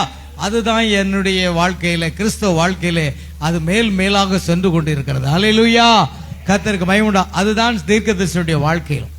இந்த வாழ்க்கையை நாம் பின்பற்ற வேண்டும். தேவன் நம்மை பயன்படுத்துவது குறித்து பாருங்கள். அவர் போய் நீ எழுந்து காலுண்டி நில், நீ போய் திரு காலியிடம் கர்த்தர் இருக்கிறதாவது அவர் மரிக்க மாட்டார், உயிர் வாழ்வார் என்று சொல் என்றார். இதை சொல்றதுக்கு தைரியம் வேணும். அதுதான் தீர்க்கதரிசி சொல்றாரு, விசுவாசம் என்பது துணிந்து செயல்படுதல் அப்படிங்கிறார். ஆமென். பாத்தீங்களா, நம்ம கிட்ட கர்த்தர் தெளிவா பேசினாலும் இப்பொழுது இவர் உயிரோடு எழுந்திரு போவாருன்னா அவங்க மத்தியில போய் பேசக்கூடிய அளவுக்கு சொல்லக்கூடிய அளவுக்கா இருக்கா? கர்த்தர் வெளிப்படுத்தினது கூட நீங்க சொல்ல முடியாது. அதுக்கு ஒரு தைரியம் வேணும். விசுவாசத்தோடு தைரியத்தோட ஞானத்தையும் அப்படியே கூட்டிக்கிட்டே வரணும். அல்லேலூயா. அதை சொல்றதுக்கு ஒரு தைரியம் வரணும். அது என்ன? அதுதான் துணிந்து செயல்படுதல் அப்படின்னு தீர்க்கதரிசி சொல்றாரு. அந்த விசுவாசம் என்பதற்கு அர்த்தம் துணிந்து செயல்படுதல். அந்த துணிந்து செயல்படுக. இப்ப கர்த்தர் சொல்லிட்டார், அவள் மரிக்க மாட்டாள், அவர் என்ன செய்வார்? உயிர் வாழ்வார், நீ கர்த்தர் வைக்கிறதான் போய் சொல்லுங்கிறாரு. தீர்க்கதரிசி பிரணாம் அப்படியே தேவனுடைய வார்த்தையை எடுத்துக்கொண்டு வருகிறார். நான் சென்று அவரிடம் கூறினேன், அவருடைய உடல் நிலையில் வித்தியாசம் எதுவும் இருக்கவில்லை. இருப்பினும் அவர் விசுவாசித்தார், நீ மரிக்க மாட்டாய், உயிரோடு எழுந்திருப்பாய் என்று சொன்ன பொழுது ஆமென், அவள் அதை அப்படியே விசுவாசித்தார். அவர் அதை பற்றி கொண்டார். உடல் நிலையில் எந்த வித்தியாசமும் இல்லாத போல் தோன்றினது. ஒரு நாள் கடந்தது, ஒரு வித்தியாசமும் இல்லை. 2ஆம் நாள் கடந்தது, ஒரு வித்தியாசமும் இல்லை. 3ஆம் நாள் அது வித்தியாசமாக தொடங்க ஆரம்பித்தது. அநேக ஆண்டுகள் கழித்து அவர் இன்றைக்கு இதோ இங்கே உயிரோடு இருக்கிறார் என்று சுட்டி காண்பிக்கிறார். ஆமென். அவர் சுகமாக்கப்பட்டு சபையில உயிரோடு இருக்கிறார். மருத்துவர்கள் கைவிட்டார்கள். ஆமென். எல்லாமே கைவிட்டது. ஆனா இயேசு இன்றைக்கும் உயிரோடு இருக்கிறார் என்பதை புரிந்து கொள்ளுங்கள். ஆமென். அந்த 6வது பலனுக்கு இடம் கொடுங்க. விசுவாசத்தை மட்டும் உறுதியா பற்றி கொள்ளுங்க. அவருடைய தழும்புகளா நான் சுகமானேன். அல்லேலூயா. பாருங்க, ஆகையால் அவளுடைய பாருங்க, கீழே என்ன மேல போயிட்டு அநேக ஆண்டுகள் கழித்து அவர் இன்றைக்கு இதோ இங்கு உயிரோடு இருக்கிறார். காணுங்க, இன்றைக்கும் ஜீவிக்கிறார். இங்கு திருமதி வீவர் உட்கார்ந்து கொண்டிருப்பதை காண்கிறேன். கவனிக்க வேண்டும். அவளுடைய மகள் என்னிடம் வந்தாள். இது மார்கன் சுகமடைந்த பிறகு நடந்தது. அங்கு நான் சென்றேன். அந்த ஸ்திரீ செய்யக்கூடியது ஒன்றுமே இல்லை. அவள் அடுத்த சில மணி நேரத்துக்குள் மரித்து விடுவாள். அவர்கள் அவளுக்கு 2-3 ஊசி போட்டார்கள். அவ்வளவுதான். அவளுக்கு பெண் சம்பந்தமான அறுவை சிகிச்சை செய்யப்பட்டது. புற்றுநோய் அவளுடைய முதுகெலும்புக்குள் பரவிட்டது. அவர்கள் அறுவை சிகிச்சை செய்த போது அது பரவும்படி செய்துவிட்டனர். அந்த ஸ்திரீக்கு செய்யக்கூடியது ஒன்றுமே இல்லை. அவளிடம் நான் தெய்வீக சுகமளித்தலை குறித்து பேச விரும்பினேன். பாத்தீங்களா, தீர்க்கதரிசி எங்க போனாலும் இயேசு இன்றைக்கு உயிரோடு இருக்கிறார், என்று இன்றைக்கு சுகமளிக்கிறார், இயேசு இன்றைக்கு விடுதலையாக்குறார் என்று தைரியமா போய் சொல்றாங்க. ஒரு விசுவாசி அதைத்தான் நீங்க செய்யணும். ஒரு வியாதிஸ்தர்களை பார்க்கும் பொழுது, வாங்க நான் அந்த பெரிய ஆஸ்பத்திரி கூட்டு போறேன், நான் அந்த ஆஸ்பத்திரி கூட்டு போறேன், இல்ல, இயேசு சுகமளிக்கிறார் என்பதை பேசுறதுதான் விசுவாசி. ஆமென். அப்படித்தானங்க. நாம என்ன பண்ணுவோம்? நீங்க எந்த ஆஸ்பத்திரியில் பாத்தீங்க? இந்த ஆஸ்பத்திரியா? ஓ, அதோட ஒரு பெரிய ஆஸ்பத்திரி இருக்கு, ஓ பிரபலமான டாக்டர் இருக்காரு, அங்க நான் கூட்டு போறேன் அப்படின்னு நம்ம கூட்டுப்போம். ஆனா இயேசு சுகமளிக்கிறார் என்பதை பற்றி பேசுவோமா? அங்கதான் பிரச்சனையே இருக்கு. உங்களுக்கு விசுவாசங்கிறது உங்களுக்கே இல்லை. விசுவாசம் இருந்தா நீங்க சுகமளித்தல விசுவாசிக்கிறீங்களா? இயேசு இன்றைக்கு சுகமளிப்பவர் என்பது அதை தான் சொல்லணும். நான் அந்த ஆஸ்பத்திரி கூட்டு போறேன், இந்த ஆஸ்பத்திரி கூட்டு போறேன், அது அவிசுவாசி சொல்ற வார்த்தை. நமக்கு அது தேவையில்லை. நாம விசுவாசத்தை, அதை தான் தீர்க்கதரிசி அங்க சொல்றாரு. தெய்வீக சுகமளித்தலை குறித்து பேச விரும்பினார். ஆமென்.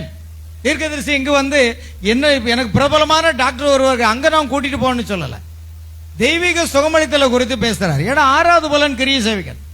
அவள், ஐயா நீர் தேவனாகிய கர்த்தருடைய ஊழியக்காரர், நீர் என் வீட்டுக்கு வர நான் தகுதியுள்ளவள் அல்ல என்றார். ஒரு ஊழியக்காரன் வருவதற்கு தன்னை தகுதியற்றவளாக அவள் எண்ணினாள். பாருங்க, அவளுடைய வீட்டுக்கு ஜெபிக்க செல்லும் பொழுது, நீர் தேவனுடைய மகத்தான ஊழியக்காரர், என் வீட்டுக்கு வருவதற்கு நான் தகுதி உள்ளவள் அல்ல என்றாள்.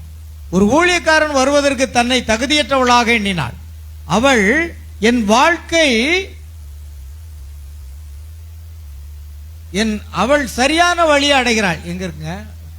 பேஜா எடுத்தாதான் கரெக்ட். நீ அப்படி போடுவ. அவள், ஐயா நீர் தேவனாய் கர்த்தருடைய ஊழியக்காரர், நீர் என் வீட்டுக்கு வர நான் தகுதியுள்ளவள் அல்ல என்றார். ஒரு ஊழியக்காரன் வருவதற்கு தன்னை தகுதியற்றவளாக எண்ணினாள். அவள், என் வாழ்க்கை மோசமானது, நான் நடனமாடினேன், நான் செய்யத்தகாதவளை செய்ய பிரியப்பட்டேன், நான் கெட்ட வார்த்தை எல்லாம் பேசினேன் என்று விதமாக தன் பாவங்களை என்னிடம் எடுத்து கூறி, அதற்கு நான் தகுதியுள்ளவள் அல்ல என்றாள். ஆமென். சுகமாக வேண்டுமானால் முதலாவது பாவ அறிக்கை தேவை. அவள் பாவ அறிக்கை செய்ய ஆரம்பித்தாள். அவள் சரியான வழியை அடைகிறாள் என்பதை நான் கண்டேன். பாருங்க, நம்முடைய குறைகளை வைத்துக்கொண்டு நீங்கள் தேவனிடத்தில் எதை எதிர்பார்க்காதீங்க. உங்களுடைய தவறுகளை உடனே அறிக்கை செய்யுங்கள். சகோதரன் சகோதரிக்குள்ள குறைகள் இருந்தா முதல்ல அறிக்கை செய்து ஒப்புரவாகுங்க. எந்த மனக்கசப்பும் கசப்பான வேறும் உங்களுக்குள்ள வரவே கூடாது. அது இருந்தால் உடனே சரி செய்யுங்கள். பாருங்கள், வேத வசனம் அப்படி சொல்லுகிறது. 1-2 வசனத்தை நான் வாசிக்கிறேன், கவனிங்க. அவள் சரியான வழியை அடைகிறாள் என்பதை நான் கண்டேன். அந்த 6ஆம் புலன், மேம்பட்ட புலன் கிரியை செய்வதற்கு முன்பு அவள் இங்கே கிறிஸ்துவை ஏற்றுக்கொள்ள வேண்டும். ஆமென்.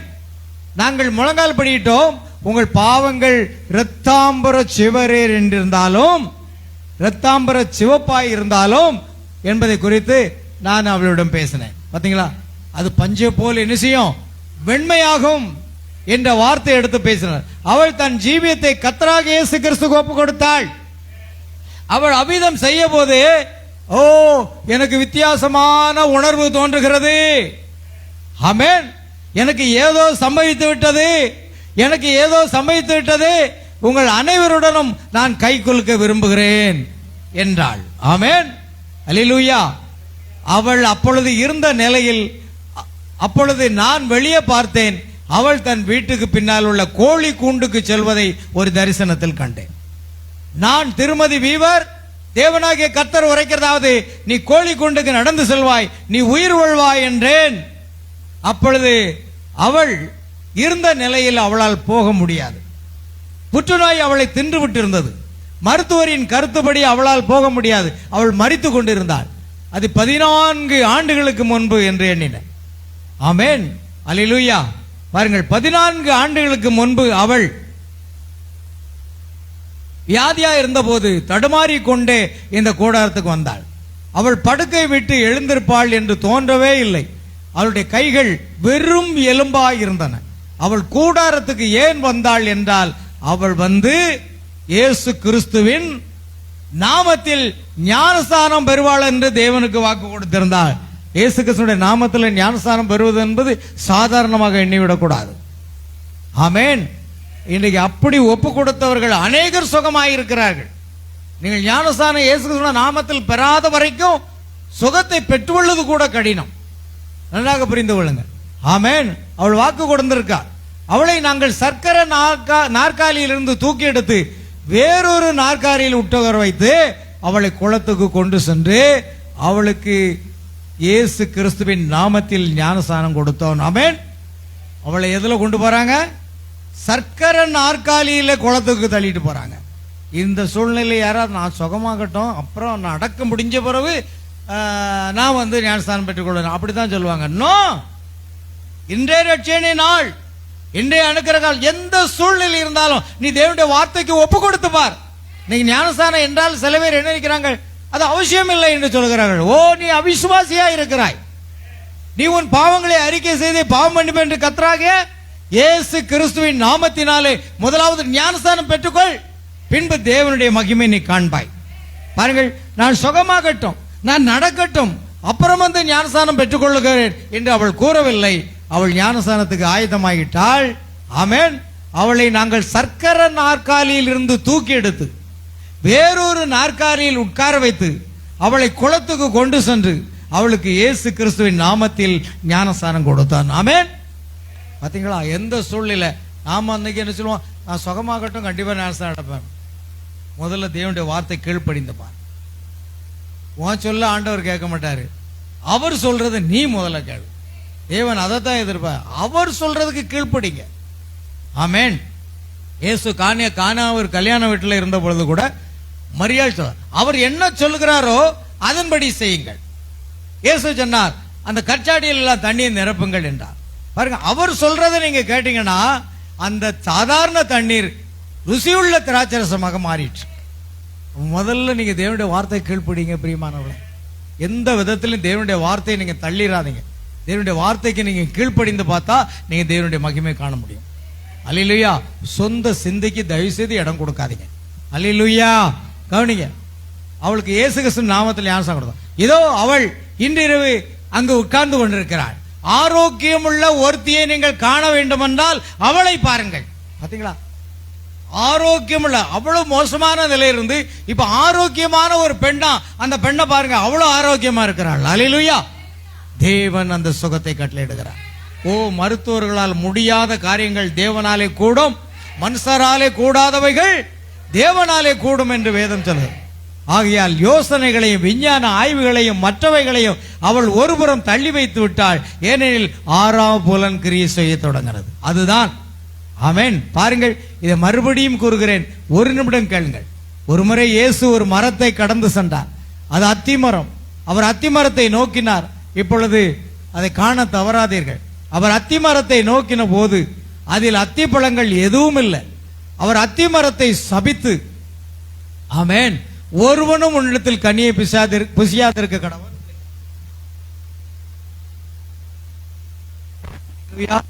ஒருவனும் உன்னிடத்தில் கனியை புசிக்காதிருக்க கடவன் என்றார். சீசர்கள் அதை நோக்கின போது அந்த மரம் எப்பொழுதும் போலவே காணப்பட்டது. 1 மணி நேரத்துக்கு பிறகும் அது அப்படியே இருந்தது. தேவன் பூமியை பிளந்து அதை விழுங்கி விடவில்லை. தேவன் வானத்திலிருந்து மில்லனை அனுப்பி அதை கரியாக எரித்து விடவில்லை. அவர் அவ்விதம் செய்திருக்க கூடும், நிச்சயம் அவரால் முடியும். ஆனால் அவர் அவ்விதமான காரியங்களை செய்யவில்லை. அதற்கு என்ன செய்தார்? என்ன நடந்தது? மரணமானது சபிக்கப்பட்டது. தேவனுடைய விசுவாசம் அந்த மரத்தின் ஜீவனுக்கு எதிராக வைக்கப்பட்டது. ஆமென்.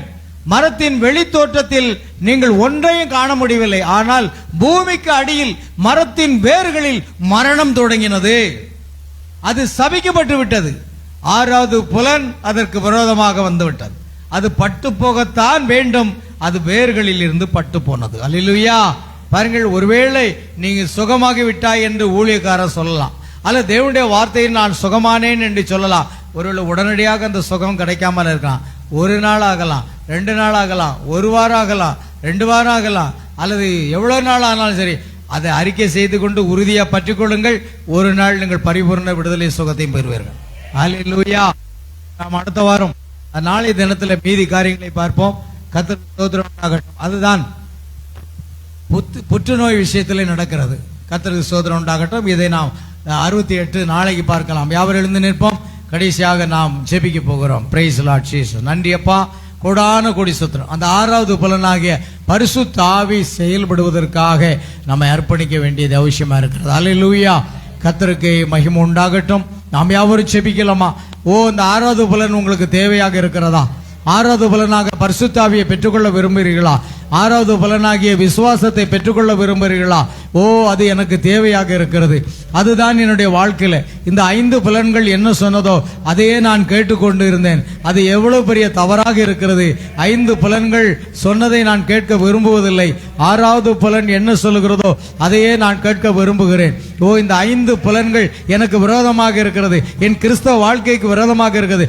தேவனோடு நெருங்கி ஜீவிப்பதற்கு அது தடையாக இருக்கிறது. இந்த 5 புலன்கள் மூலமாக நான் புத்தி தவறிவிட்டேன். இந்த 5 புலன்கள் மூலமாக என்னுடைய வாழ்க்கையில சந்தோஷம் இல்லை, என் வாழ்க்கையில சமாதானம் இல்லை, நான் புத்தி பிசகியதை போல காணப்படுகிறேன். இந்த 5 புலன்கள் சொல்வதை நான் கேட்கும் பொழுது நான் என்னவோ போல ஆகிவிட்டேன். ஆனா 6வது புலனாக பரிசுத்த ஆவிக்கு அந்த 5 புலன்களை ஒப்பு கொடுக்கும் பொழுது நீங்கள் தேவனோடு ஜீவிக்கிறவர்கள், நீங்கள் தேவனோடு வாழ்கிறவர்களாக இருப்பீர்கள். அல்லேலூயா. நன்றி ஆண்டவரே, ஸ்தோத்திரிக்கிற எல்லாரும் ஜெபிப்போமா? கர்த்தாவே உம்மை துதிக்கிறோம் ஆண்டவராக இயேசுவே. உம்மை நன்றியோடு உம்மை துதிக்கிறோம் ஆண்டவரே. தேவாதி தேவனாக இயேசு கிறிஸ்துவின் நாமத்தில் ஜெபிக்கிறோம். ஹல்லேலூயா. எல்லாரும் ஜெபிப்போம். கர்த்தாவே உம்மை துதிக்கிறோம் ஆண்டவரே, நன்றியோடு உம்மை துதிக்கிறோம் ஆண்டவராக இயேசுப்பா. ஹல்லேலூயா, ஹல்லேலூயா. இயேசுவை உறுதியாக பற்றிக் கொள்ளுங்க. அப்பொழுது கர்த்தர் பெரிய காரியங்களை நம் வாழ்க்கையிலே செய்வார். அவர் பெரியவர், அவர் வல்லவர், அவர் நல்லவர், அவர் மாறாத தேவன். அவருக்கே எல்லா துதியும் கனமும் மகிமையும் நாம் செலுத்துவோமாக. ஹல்லேலூயா. Praise Lord Jesus. நன்றியப்பா. Amen Jesus. ஹல்லேலூயா. சோத்ரம் சோத்ரம் சோத்ரம் சோத்ரம். கர்த்தாவே உமக்கு கோடான கோடி ஸ்தோத்திரம் ஆண்டவரே. நன்றியோடு உம்மை துதிக்கிற ஆண்டவரே. சோத்ரம் சோத்ரம் கர்த்தாவே. ஹல்லேலூயா. நம்ம எல்லாரும் கர்த்தரை ஸ்தோத்திரிப்போம். கடைசியாக ஒரு பாடலை பாடுவோம்.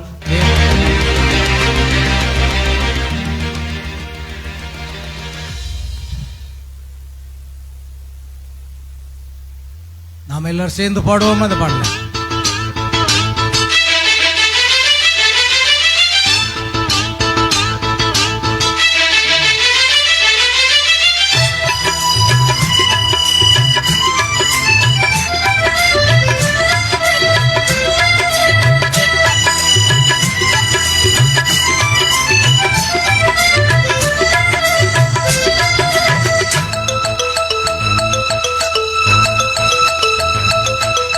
நீரின்றி வாழ்வேது இறைவா, உம் நினைவின்றி மகிழ்வேது தேவா. நீரின்றி வாழ்வேது இறைவா, உம் நினைவின்றி மகிழ்வேது தேவா. உலகத்தில் 100 ஆண்டு நான் வாழ்ந்த போதும், உலகத்தில் 100 ஆண்டு நான் வாழ்ந்த போதும், உம் இல்லத்தில் வாழும் ஒரு நாளே போதும். நீரின்றி வாழ்வேது இறைவா, உம் நினைவின்றி மகிழ்வேது தேவா.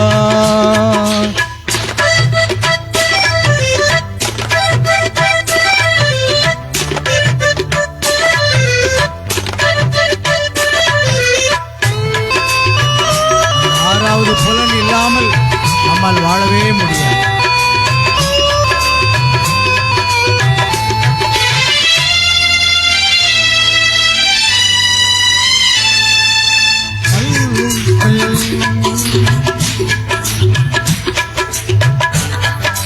ஜீவனை தந்தவர் நீர்,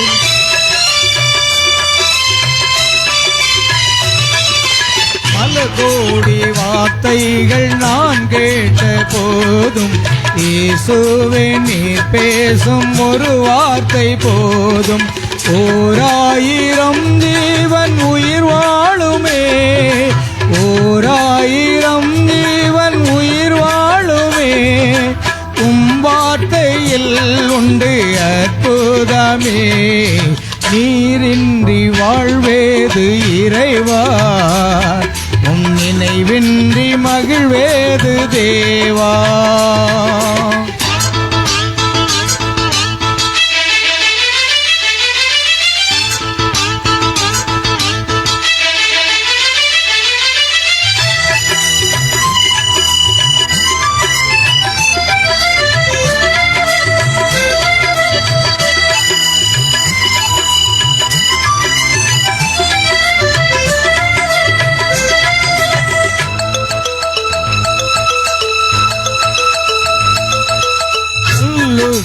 தேரையை வைத்தவர் நீர், அதற்குள்ளும் ஜீவனை தந்தவர் நீர்.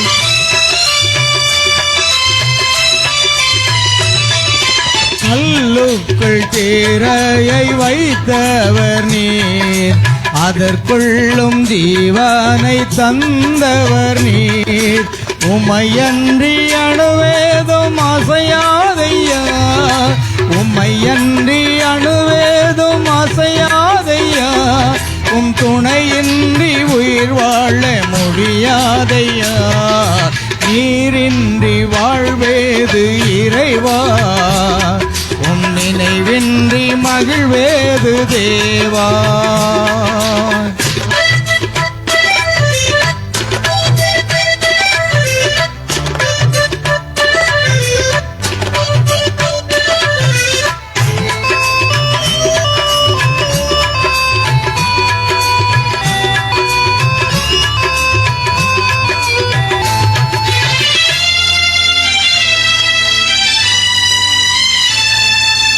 எத்தனை நன்மைகள் செய்தீரையா, அதில் எதற்கென்று நன்றி சொல்லி துதிப்பேனையா.